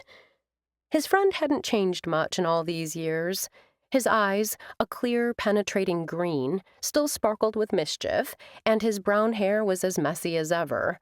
Except nowadays, Cameron suspected that the disheveled look cost him several $100s at one of the best hair salons in Denver. Do you have time for a quick drink? Cameron asked. Anson cast a brief look at the phone he'd just turned on. Sure. There's something I've been wanting to speak with you about. Anson slanted a sideways glance at him, his gaze turning wary. What about specifically? Cameron gestured with his head toward a group of tennis players nearby. Once we're alone. Wanting to be alone was why Cameron chose a table on the back patio, away from other tables, and then waited to bring up what was on his mind until the server had dropped off their drinks. Your sister and I are just friends, Anson began. This isn't about Eve. Cameron waved a dismissive hand. What goes on between you and my sister is your business. Cameron knew the kind of man his friend was, knew he would never mistreat Eve, so he felt safe steering clear. Then what? Anson took a sip of club soda. Before Cameron could reply, 2 women paused tableside, though one who looked vaguely familiar to Cameron fixed her gaze on Anson. I told Lennox I thought that was you. Lennox then shifted her gaze to Cameron. Hey, Cameron, I haven't seen you in a while. He's been out of the country, the other woman, a blonde, replied, shooting Cameron a friendly smile. Anson introduced Cameron to the 2 women, and during the introductions, he learned their names were Lennox and Courtney. I heard you're running for city council, Lennox continued, returning her attention to Anson. I want you to know you have my vote. Anson responded with an easy smile. I appreciate it. When he saw the women eyeing the empty chairs at the table, Cameron spoke. I'd ask you to join us, but we have business to discuss. Another time. Lennox's smile didn't waver. Courtney wiggled her fingers. Later. When the 2 sauntered off, hips swaying gently from side to side, Cameron sat back in his seat. They looked familiar. Anson shrugged. I guess. You're not interested? No. Anson inclined his head. You? Do you remember me telling you about that woman I met in Paris? Cameron lifted his glass of iced tea to his lips. Anson's eyes took on a speculative gleam. Juin? How could I not remember her? It seemed like every time we spoke then, her name came up. This time it was Cameron's turn to shrug. He didn't correct Anson on Juan's American name.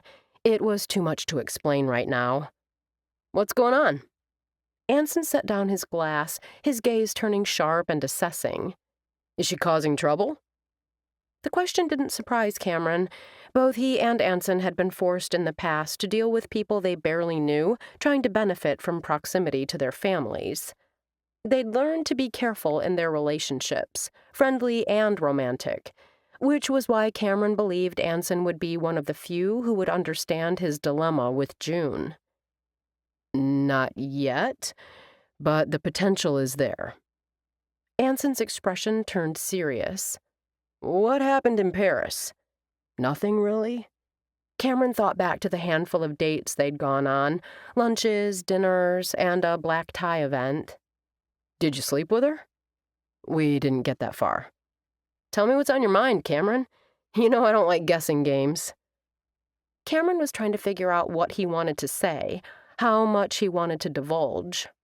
He should have realized the hesitation would drive his fast-paced friend crazy. She ended up coming back to Denver shortly after I did, and we reconnected here. Anson's brows pulled together.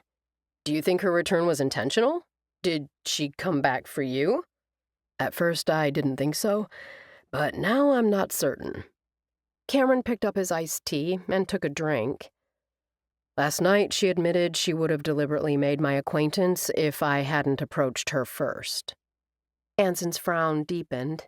If that didn't set off alarm bells, it should have. Do you remember Aubrey Parker? A look that Cameron couldn't quite decipher crossed his friend's face. That's the girl who was killed after that party we attended. Cameron didn't bother to hide his surprise. I'm amazed you remember. I don't recall much about that night at all. It's pretty much a blank. Yet you recognize her name? Cameron studied his friend. Juan had to remind me of it. You know me. Anson gave a careless shrug. I've always been good with names. I remember hearing it on the news reports. That name recall is a huge asset in politics. Cameron sat back and nodded. When you recall someone's name, it makes them feel like they're important to you. Anson just shrugged again. How do Aubrey Parker and Juan from Paris connect? Aubrey was Juan's older sister. The plot thickens. Anson's gaze scanned the area as if he was making sure they couldn't be overheard. Enough with tossing me scraps. Get to the meat. Cameron did just that. Keeping his voice low, he began with running into Juan Dion in Paris. I was interested from the beginning. I thought she was too. But it may have only been an act. What's with the sisters having different last names? Dion is their mother's maiden name. Juan uses it for business. She speaks fluent French and believes using a common French surname gives her a leg up in the international marketplace. The American version of her name is June. What is it she does again? Anson asked, clearly skeptical. Global account exec for Macrotech? On the surface, the explanation makes sense. But... Cameron prompted when Anson picked up his club soda and took a drink instead of continuing. It's equally likely she did it in an effort to deceive you. Anson gestured with his glass. That thought crossed my mind. Cameron admitted. You wouldn't be the guy I know if it didn't. Anson gave a humorless laugh. Remember Lana Kitteridge? She had us both fooled. Cameron thought of the young woman who'd pretended to be a student to infiltrate their inner circle in college. I hear she's working for some big newspaper back east. No surprise. Even back then, she was ambitious. I admire the ambition, but I hate feeling like I have to be on guard every time someone speaks to me. Cameron agreed. A thought struck him, and he cocked his head. Is that why you and Eve spend time together? You know you can trust her? I wouldn't use Eve like that. Anson's voice turned decidedly cool. Cameron waved a dismissive hand. I know you wouldn't use her. I just thought that perhaps having a public presence as a couple worked for both of you. Anyway, not important. Back to June. What more is there to say? I want to help her find the person who killed her sister. Cameron recalled the look of sorrow he'd seen on her face more than once. She's in a lot of pain, Anson. Her mother, too. She just wants closure, and My advice? I wouldn't have brought this all up if I didn't want your opinion. Steer clear of her." Anson moved his glass aside and leaned forward. "You've no way to confirm her explanations are true. She appears sincere. So did Lana. June is different than Lana, and I'm no longer a college kid blinded by a pretty face." Cameron lifted his hands, palms out. "I ask myself, how can helping her be a negative? Well, for starters, she could be feeding you a bunch of lies in an effort to get close to you, make you fall in love with her, get pregnant with your baby, sell family information to the media. The possibilities are endless." "When did you become so cynical? I feel like I'm talking to your paranoid campaign manager." "Jerome is not paranoid, and I'm not cynical. We are realistic." Anson's gaze met his. "Cam, you believe the best in people, and I admire you for it. But in the real world, not all people are good. Some lie, and most have an agenda.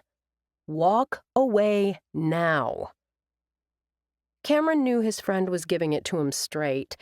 He also knew that his desire to help June solve a decade-old mystery made no sense. If the police, a PI, and June herself couldn't solve it, what difference could he make? It was that stubborn streak, the one that had caused so much tension between him and his father, that had him wanting to dig in his heels now, throw caution to the wind, and do what he could to help her. While Cameron was across town speaking with Anson, June met with Detective Gary Willis. When they'd first become friends, Gary had been a smart kid with a mop of dark brown hair and a strong sense of right and wrong. Which was why she hadn't been surprised when she'd heard from his mother that he'd gone straight into the police academy after college. It was Gary's day off, and he was running errands, so they'd agreed to meet at a shop specializing in hoagies. She knew he was already inside when she saw his classic car parked outside. The sapphire blue paint glimmered in the sunlight. She remembered when Gary, who liked to restore classic cars, purchased it shortly after turning 18.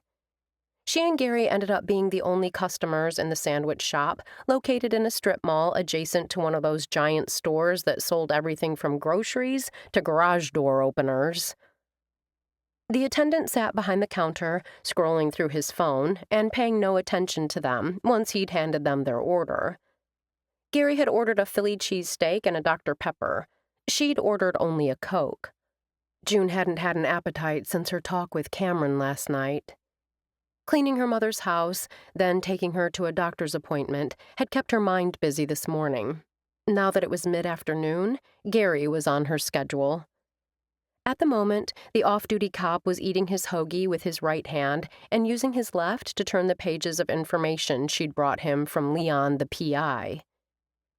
"Not much here." He glanced up after reaching the last page.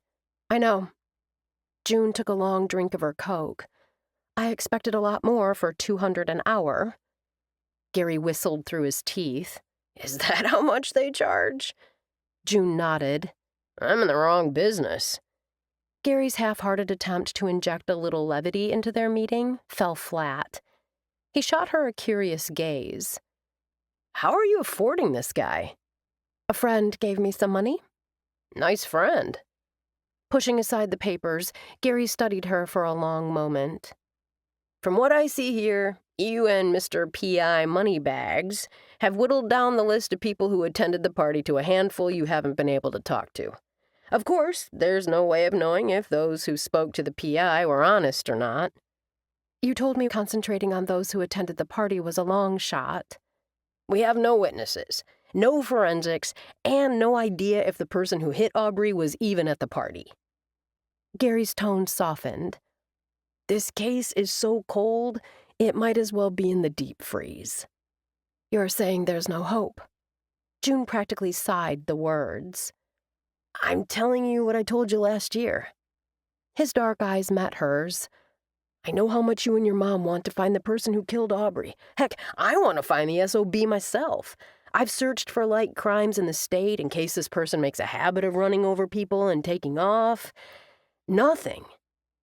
"What about people on the list that might have been driving on a suspended license?" June tried, but couldn't quite manage to keep the hope from her voice. That might have given them extra incentive to drive off. Already cross-checked. Nada. Gary said, dashing her hope. You think I should give up? He hesitated for a long time. Only you can decide when you've reached that point. I do know I wouldn't sink any more money into the PI. He got the list pared down, so that's something. But I can't see there's any more he can do for you. June kept her gaze averted as she gathered up the papers in front of Gary, then clipped them and put them in the briefcase at her feet. I'm going to do my best to cross off everyone that's left on this list. She squared her shoulders. Then I'll decide. You got some pretty heavy hitters on that list. Darren Flock, Anson Hawkins, two of the biggest. Gary slurped down some more soda. How are you going to get to them? I don't know. June heard the bleakness in her voice, but was powerless to stop it. Right now, she felt beaten down, at her lowest point since she'd begun this investigation. June knew the heavy feeling in the area of her heart wasn't just about losing hope that she'd find Aubrey's killer. It was because she'd lost Cameron, too. He thought she had only been using him. If she was being brutally honest with herself, she could admit that, in a way, she had been in the very beginning. She'd wanted to meet him to find out what he knew. But June genuinely liked Cameron. Once she'd started getting to know him, their time together had become less about Aubrey and more about simply wanting to be with him. Maybe if she hadn't let her focus shift from Aubrey to Cameron, she'd have justice for her sister by now. Maybe if she had simply asked Cameron for his help instead of trying to play Nancy Drew, she wouldn't have hurt him. Now he seemed as lost to her as her sister. Tears stung the backs of her eyes. She swiped quickly at them, not wanting Gary to see. Junie. Her childhood nickname slipped past his lips. Looking embarrassed, Gary cleared his throat. Is there anything else I can do? I appreciate the offer, but I'm starting to believe there isn't anything any of us can do. Chapter 7. Cameron's grandparents loved hosting family dinners at their penthouse. Now that Cameron was back from Paris, and Eve, the youngest of the siblings, was finished with college and launching her career, tonight represented a special time when all 5 grandchildren would be present. Cameron stepped off the express elevator that family used to reach the top floor at Silver Creek and saw Eve nearly at the door. Eve, he called out. Wait up. She turned, and a smile blossomed on her red lips. Hey, Cameron, flying solo tonight? He shot her a quizzical glance. Gran said we could bring a date? She reminded him. This is a family dinner, not a +1 event. Thinking of June, had his heart twisting. When he caught Eve staring at his expression, he forced a chuckle. Can you imagine the interrogations if you and I had brought someone? You won't catch me ever bringing a guy to one of these events, Eve said quite seriously. His younger sister was a beauty, with the dark hair they'd inherited from their father, and dazzling blue eyes enhanced by her expert use of makeup. She was also brilliant, with a quick mind and an equally quick tongue. At UC Berkeley, she'd majored in business and economics, and Cameron knew their father assumed she'd come on board with one of the family companies after graduation. While still in college, Eve had established herself as a social media guru in the area of fashion and makeup. With her looks, personality, and razor-sharp wit, she'd become a celebrity of sorts. When Anson had done a guest spot on one of her live events, the two had become linked in the eyes of her followers. How is Anson? Cameron kept his tone offhand.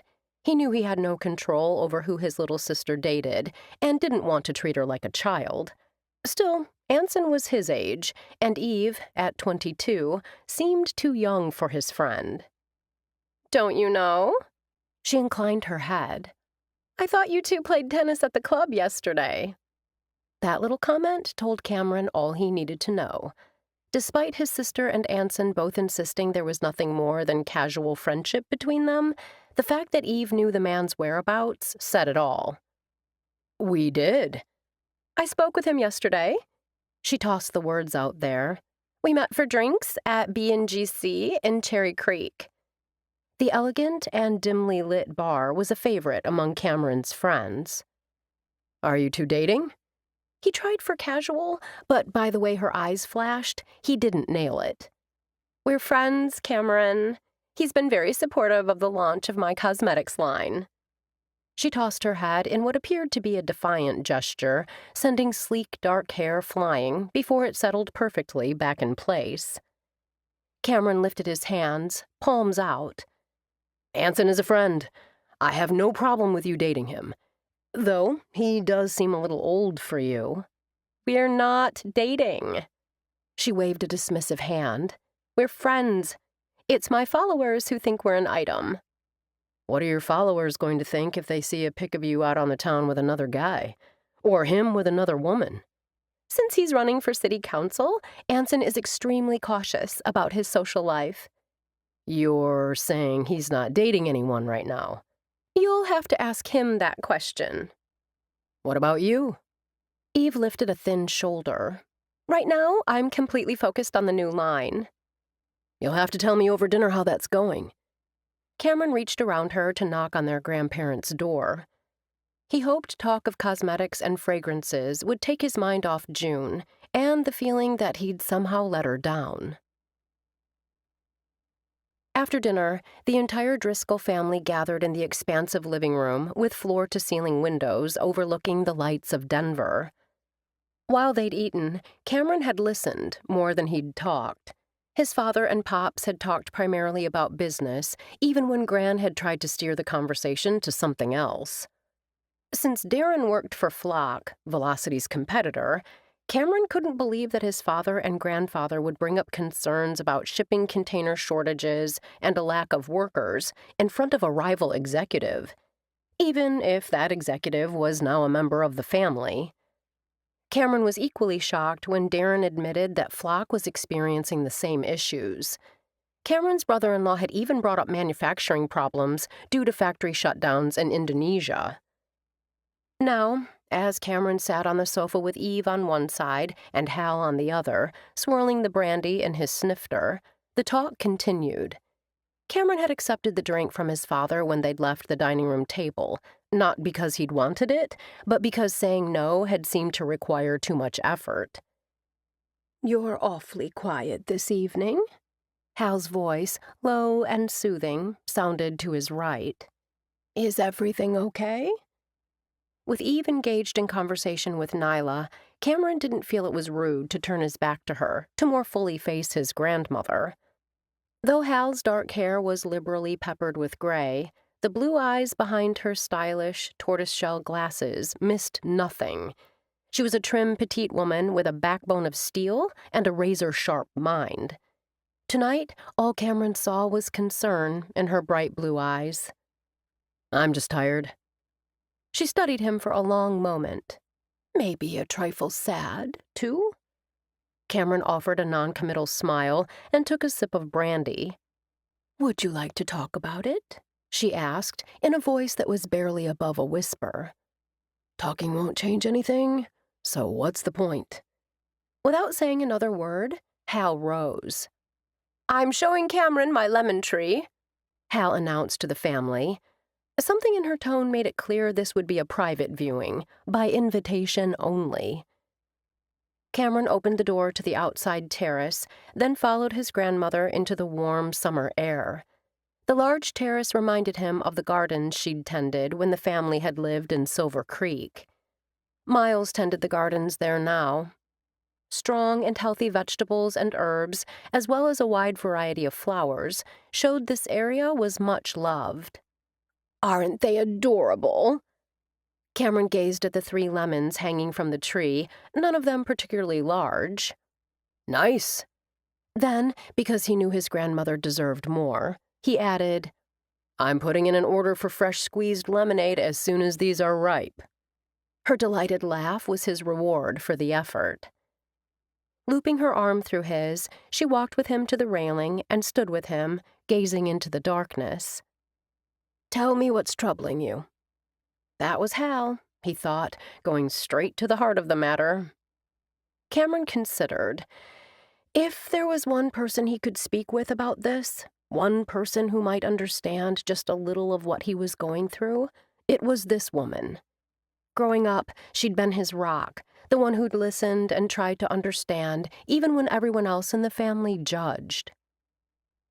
I've been seeing a woman, Cameron began.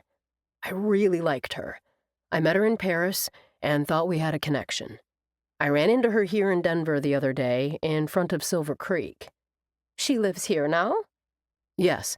The firm she works for has offices here and in Paris, among other locations. Hal nodded. Connection is a good thing. Not an earth-shattering pronouncement, something to simply let him know she was paying attention and ready to hear more. I found out that she initially planned to approach me in Paris because she thought I would have information she wanted. That wasn't necessary, because I approached her first. Hal looked at him, and her furrowed brow told him she hadn't expected the conversation to veer in this direction. How did you find that out? She told me. She told you?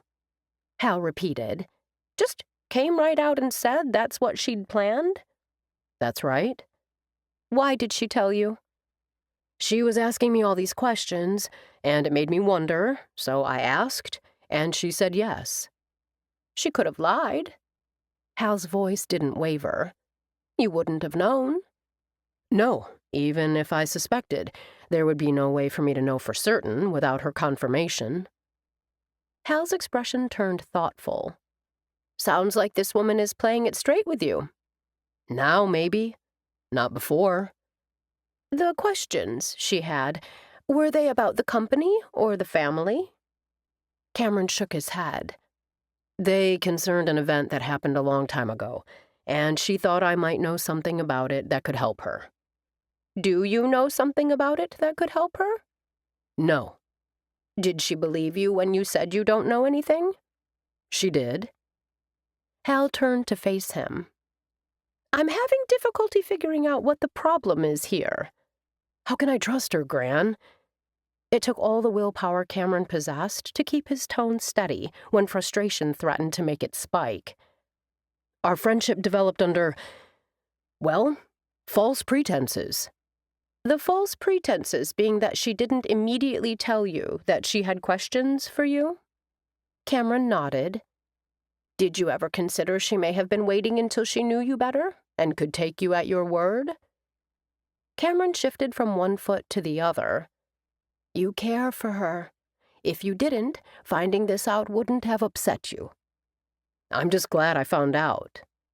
Are you? Of course I am. Of that fact, Cameron was 100% certain. I want people in my life I can trust, not people who manipulate me to get what they want. Unless I'm missing some pertinent facts, I don't see how she manipulated you. When he started to speak, Hal held up a hand.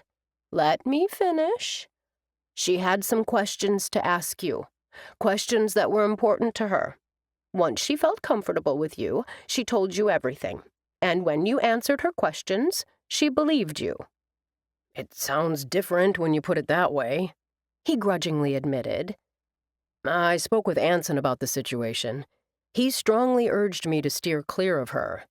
Anson is a wise young man. You agree with him? Cameron couldn't keep the surprise from his voice. Everything she'd said so far had given him the opposite impression. I'm saying there are two possibilities. Either you accept her at her word and continue the relationship, or you reject her and it's over. That's a decision only you can make. His grandmother's gaze met his. You're a smart man, Cameron. You have never been anyone's fool.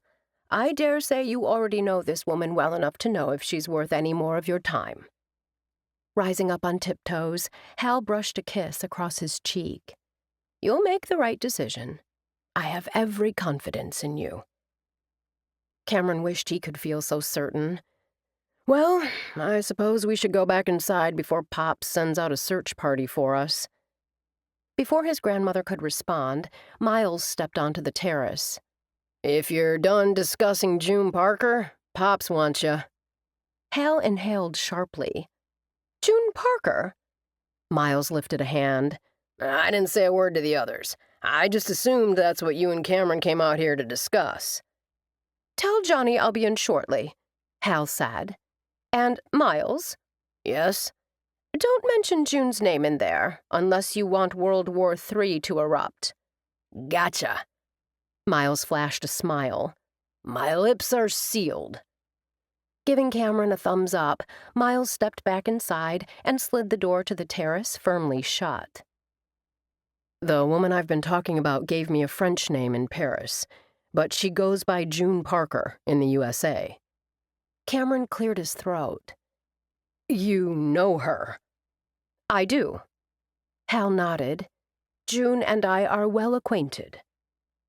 His grandmother gestured to where several chairs sat, grouped for conversation. Let's sit. Explaining this may take a while. Chapter 8. June spent Sunday evening with a glass of wine and her list.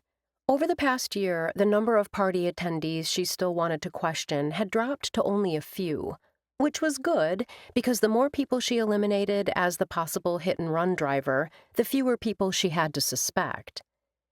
But it was disappointing, too, as she'd hoped to have answers by now. Instead, all of the same questions still circled. Taking a long sip of wine, June put her feet up on the hassock. The efficiency she'd sublet for 3 months might be small, but it had everything she needed. When she'd returned to Denver, she'd assumed she'd stay with her mother. After all, spending time with her mom, helping her with her depression, was partially why she was here. But her mother had made it clear she didn't want a roommate, even her daughter, interfering with her solitude. Getting an apartment nearby had been the next best choice. The knock at the door had June jerking her attention to her phone. Though 11 wasn't particularly late, it was too late for someone to drop by unexpectedly. Besides, she had few friends left in the area, none of whom would stop by unannounced on a Sunday night. She was still debating whether to answer when another knock sounded. June? It's Cameron. Her heart slammed against her ribs. A minute. Rising, she set down her wine glass and padded to the door in her slippers. She told herself that, while she wasn't dressed for company in her long-sleeved tee and yoga pants, at least she was dressed. Besides, Cameron wasn't company. After what had happened, she couldn't even call him her friend. She cast a glance downward and sighed. Then, just before she opened the door, she pulled the band from her hair and let the long strands tumble around her shoulders. After giving her head a shake, she opened the door. From the doorway, Cameron cast a quick glance around the Spartan interior of her apartment. I hope I'm not interrupting. Just enjoying a glass of wine and doing some reading. Nothing that can't wait. I didn't expect to see you this evening. Or ever. Didn't you have some sort of family dinner tonight? I did. The food was excellent, as always. He remained where he was. May I come in? Stepping to the side, June gestured to a chair and took a seat opposite on the sofa, slipping one foot beneath her. He sat on the chair, hands clasped, and gazed at her. She offered a tentative smile. I assume there's a reason you're here? I've been thinking a lot about our last conversation. Cameron stared at her expectantly. Waiting for what? June wasn't sure what he wanted her to say. She wasn't sorry she'd asked about what he might know about Aubrey's accident. It had been necessary in order to check him off her list of people to talk to. Even if he hadn't been the driver, which in her heart she trusted he couldn't have been, he might have seen something that could aid in her investigation. And? 2 things. Cameron cleared his throat. I believe I overreacted to you wanting to ask me a few questions about the night of your sister's accident. I'm sorry for that. Thank you. The thought that you plan to deliberately approach me still chafes, though. It seems so cold and calculating. June's knee-jerk response was to argue, but she really didn't want to argue with Cameron, especially when he had a point. She was sorry she hadn't told him Dion was the name she used only for business. She was sorry she'd questioned him like he was a suspect in a murder. And she was very sorry she hadn't admitted she had an agenda when she'd met him. June could see how it had been hurtful for him to realize that she, a person he liked, a person he believed really liked him, had only been after information at first. I believe if our positions were reversed, I'd feel the same. His shoulders sagged, almost as if he'd expelled a breath he'd been holding. Do you have another glass? He gestured to the bottle of Pinot on the kitchen countertop, easily visible from where he sat. Heck, the entire apartment was practically visible from where he sat. Rising, June grabbed another glass, splashed some wine in it, then handed it to Cameron. She sat back down and waited. After taking a gulp of wine, Cameron set down the glass. Leaning forward, he rested his forearms on his thighs. June Parker. Something in the way he said her name had her heart rate quickening. What is it you know? She asked, her eyes never leaving his face. Or, what is it you think you know? I know that you interned for my grandmother when you were between jobs, that you approached her at a seminar where she was the keynote and struck up a conversation. He cocked his head. What I don't know is if you saw getting friendly with her as a way to get to me. I would never use Hal that way, she snapped. There were few people in the world June respected more than Halcyon Driscoll. Not that she could explain that to Cameron. If he needed to ask if she had used his grandmother, then Hal clearly hadn't told him their story, which meant June couldn't either. What's between Hal and me is between Hal and me. Besides, you were in France at the time, and I didn't even have the list of party attendees then. That's what she said. Surprise had June's eyes growing wide. You spoke with Hal? About me? I did. Cameron took another drink of wine. Gran said she mentored you when you were between jobs, and a bond formed. She really likes you. I like her too. And what she told you is exactly what happened. She knew about my sister's accident because our conversations weren't only about business. June wanted to make sure that was clear. She knew you were on the party guest list because that was another piece of information that I shared with her once I received it. She assured me that whenever I finally spoke with you, I would find that you were an honorable person. Why didn't you tell me that you knew my grandmother? Confusion blanketed Cameron's face. Why didn't you tell me about Aubrey from the beginning? Why the secrecy? It wasn't secrecy. When he opened his mouth, she held up her hand. I planned to tell you. I planned to find you in Paris and ask what you knew. I admit that even with Hal's endorsement, I wasn't sure what kind of man I'd find. Would you be the honest, upstanding man she painted you to be, or a grown-up rich kid who got whatever he wanted? June was close enough to reach out and take Cameron's hand, but she didn't dare touch him. Instead, she looked deeply into his eyes. It took just one night for me to see the man Hal sees. You were warm and attentive, and I was selfish. June leaned back. For so long, all I had thought about was Aubrey. I'd made my whole life about finding justice for her, hoping it would ease my mother's pain. I didn't really think you could be involved, but I still had to find out everything you knew, and I wanted to enjoy our time together a little longer. I knew if you said the name June Parker to any of your family, there would be an explosion that would likely end our friendship. Because of the money. Cameron's penetrating gaze never left her face. Because the family thinks you stole $20,000 from my Hal gave me the money. I didn't ask for it. I didn't expect it. She gave it to me and insisted I take it. June's voice rose. She swept out an arm in a gesture of frustration, narrowly missing her glass. Why is everyone so quick to judge? By everyone, you're referring to my family?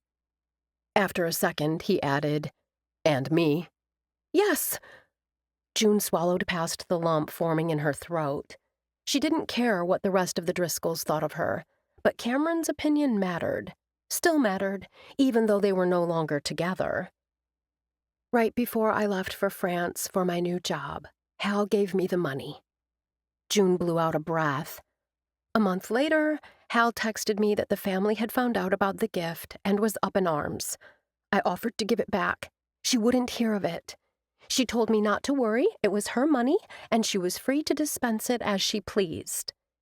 Why would she give $20,000 to someone she'd met less than 3 months before?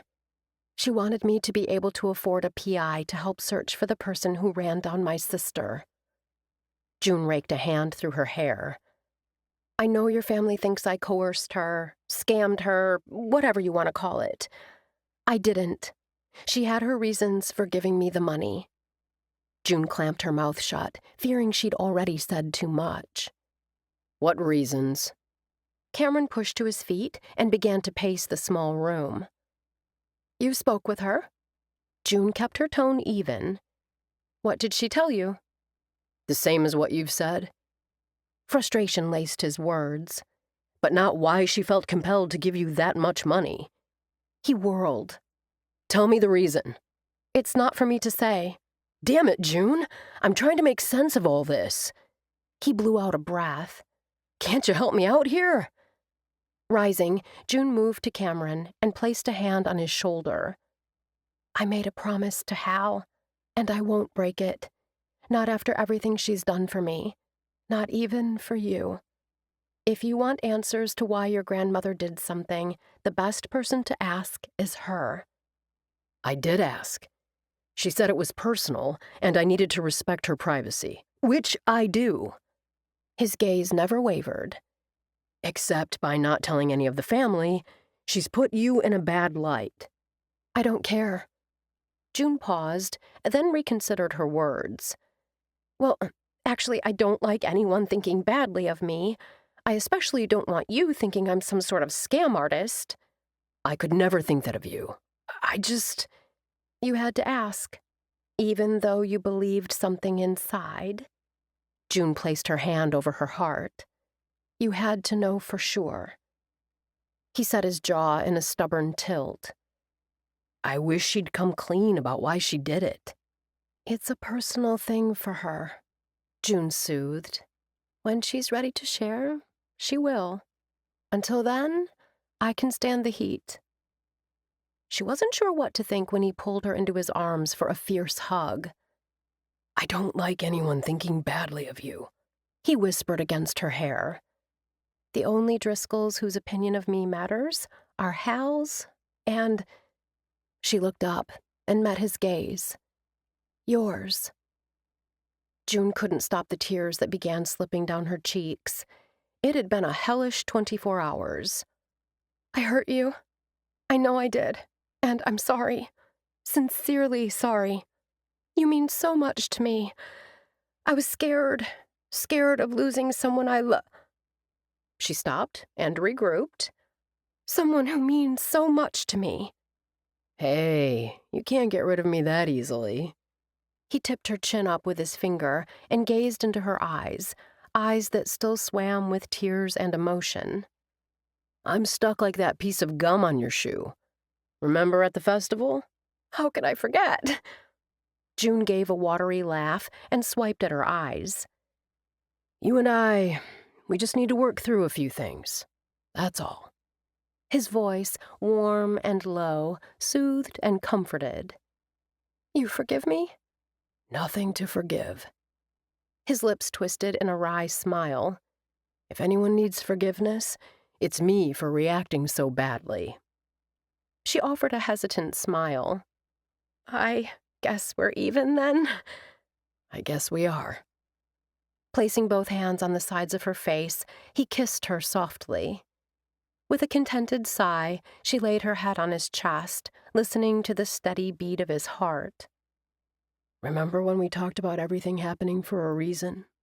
His voice was a deep rumble against her ear. June lifted her head. I remember. I believe that you and I are meant to be together. His gaze searched hers. We could have so easily tossed aside what we were building. Instead, we've taken a step back and thought about what's really important. He glanced at her for confirmation, and she gave a cautious nod before he continued. We're able to work through the challenges tossed in our path because of the feelings we have for each other and the respect we have for each other. I firmly believe we can handle anything, as long as we're together. Though June's heart lifted, she wanted to be realistic. Cameron was close to his family, and their opinions mattered to him. The last thing she wanted was to come between him and those he loved. You know your family won't approve. As there was no disputing that assertion, he didn't even bother to try. We'll have each other. And Hal. It's enough. He smiled, and his voice softened. Besides, I have every confidence they'll eventually come around. Are you sure? Hey, they got over my sister marrying a flock, didn't they? June laughed. Flinging her arms around his neck, she held on tight. Cameron was right. They could face whatever the future held, as long as they were together. This has been The One I Need by Cindy Kirk, narrated by Amy McFadden, a member of SAG-AFTRA. Copyright 2022 by Cynthia Rutledge. Production copyright 2022 by Cynthia Rutledge. All rights reserved.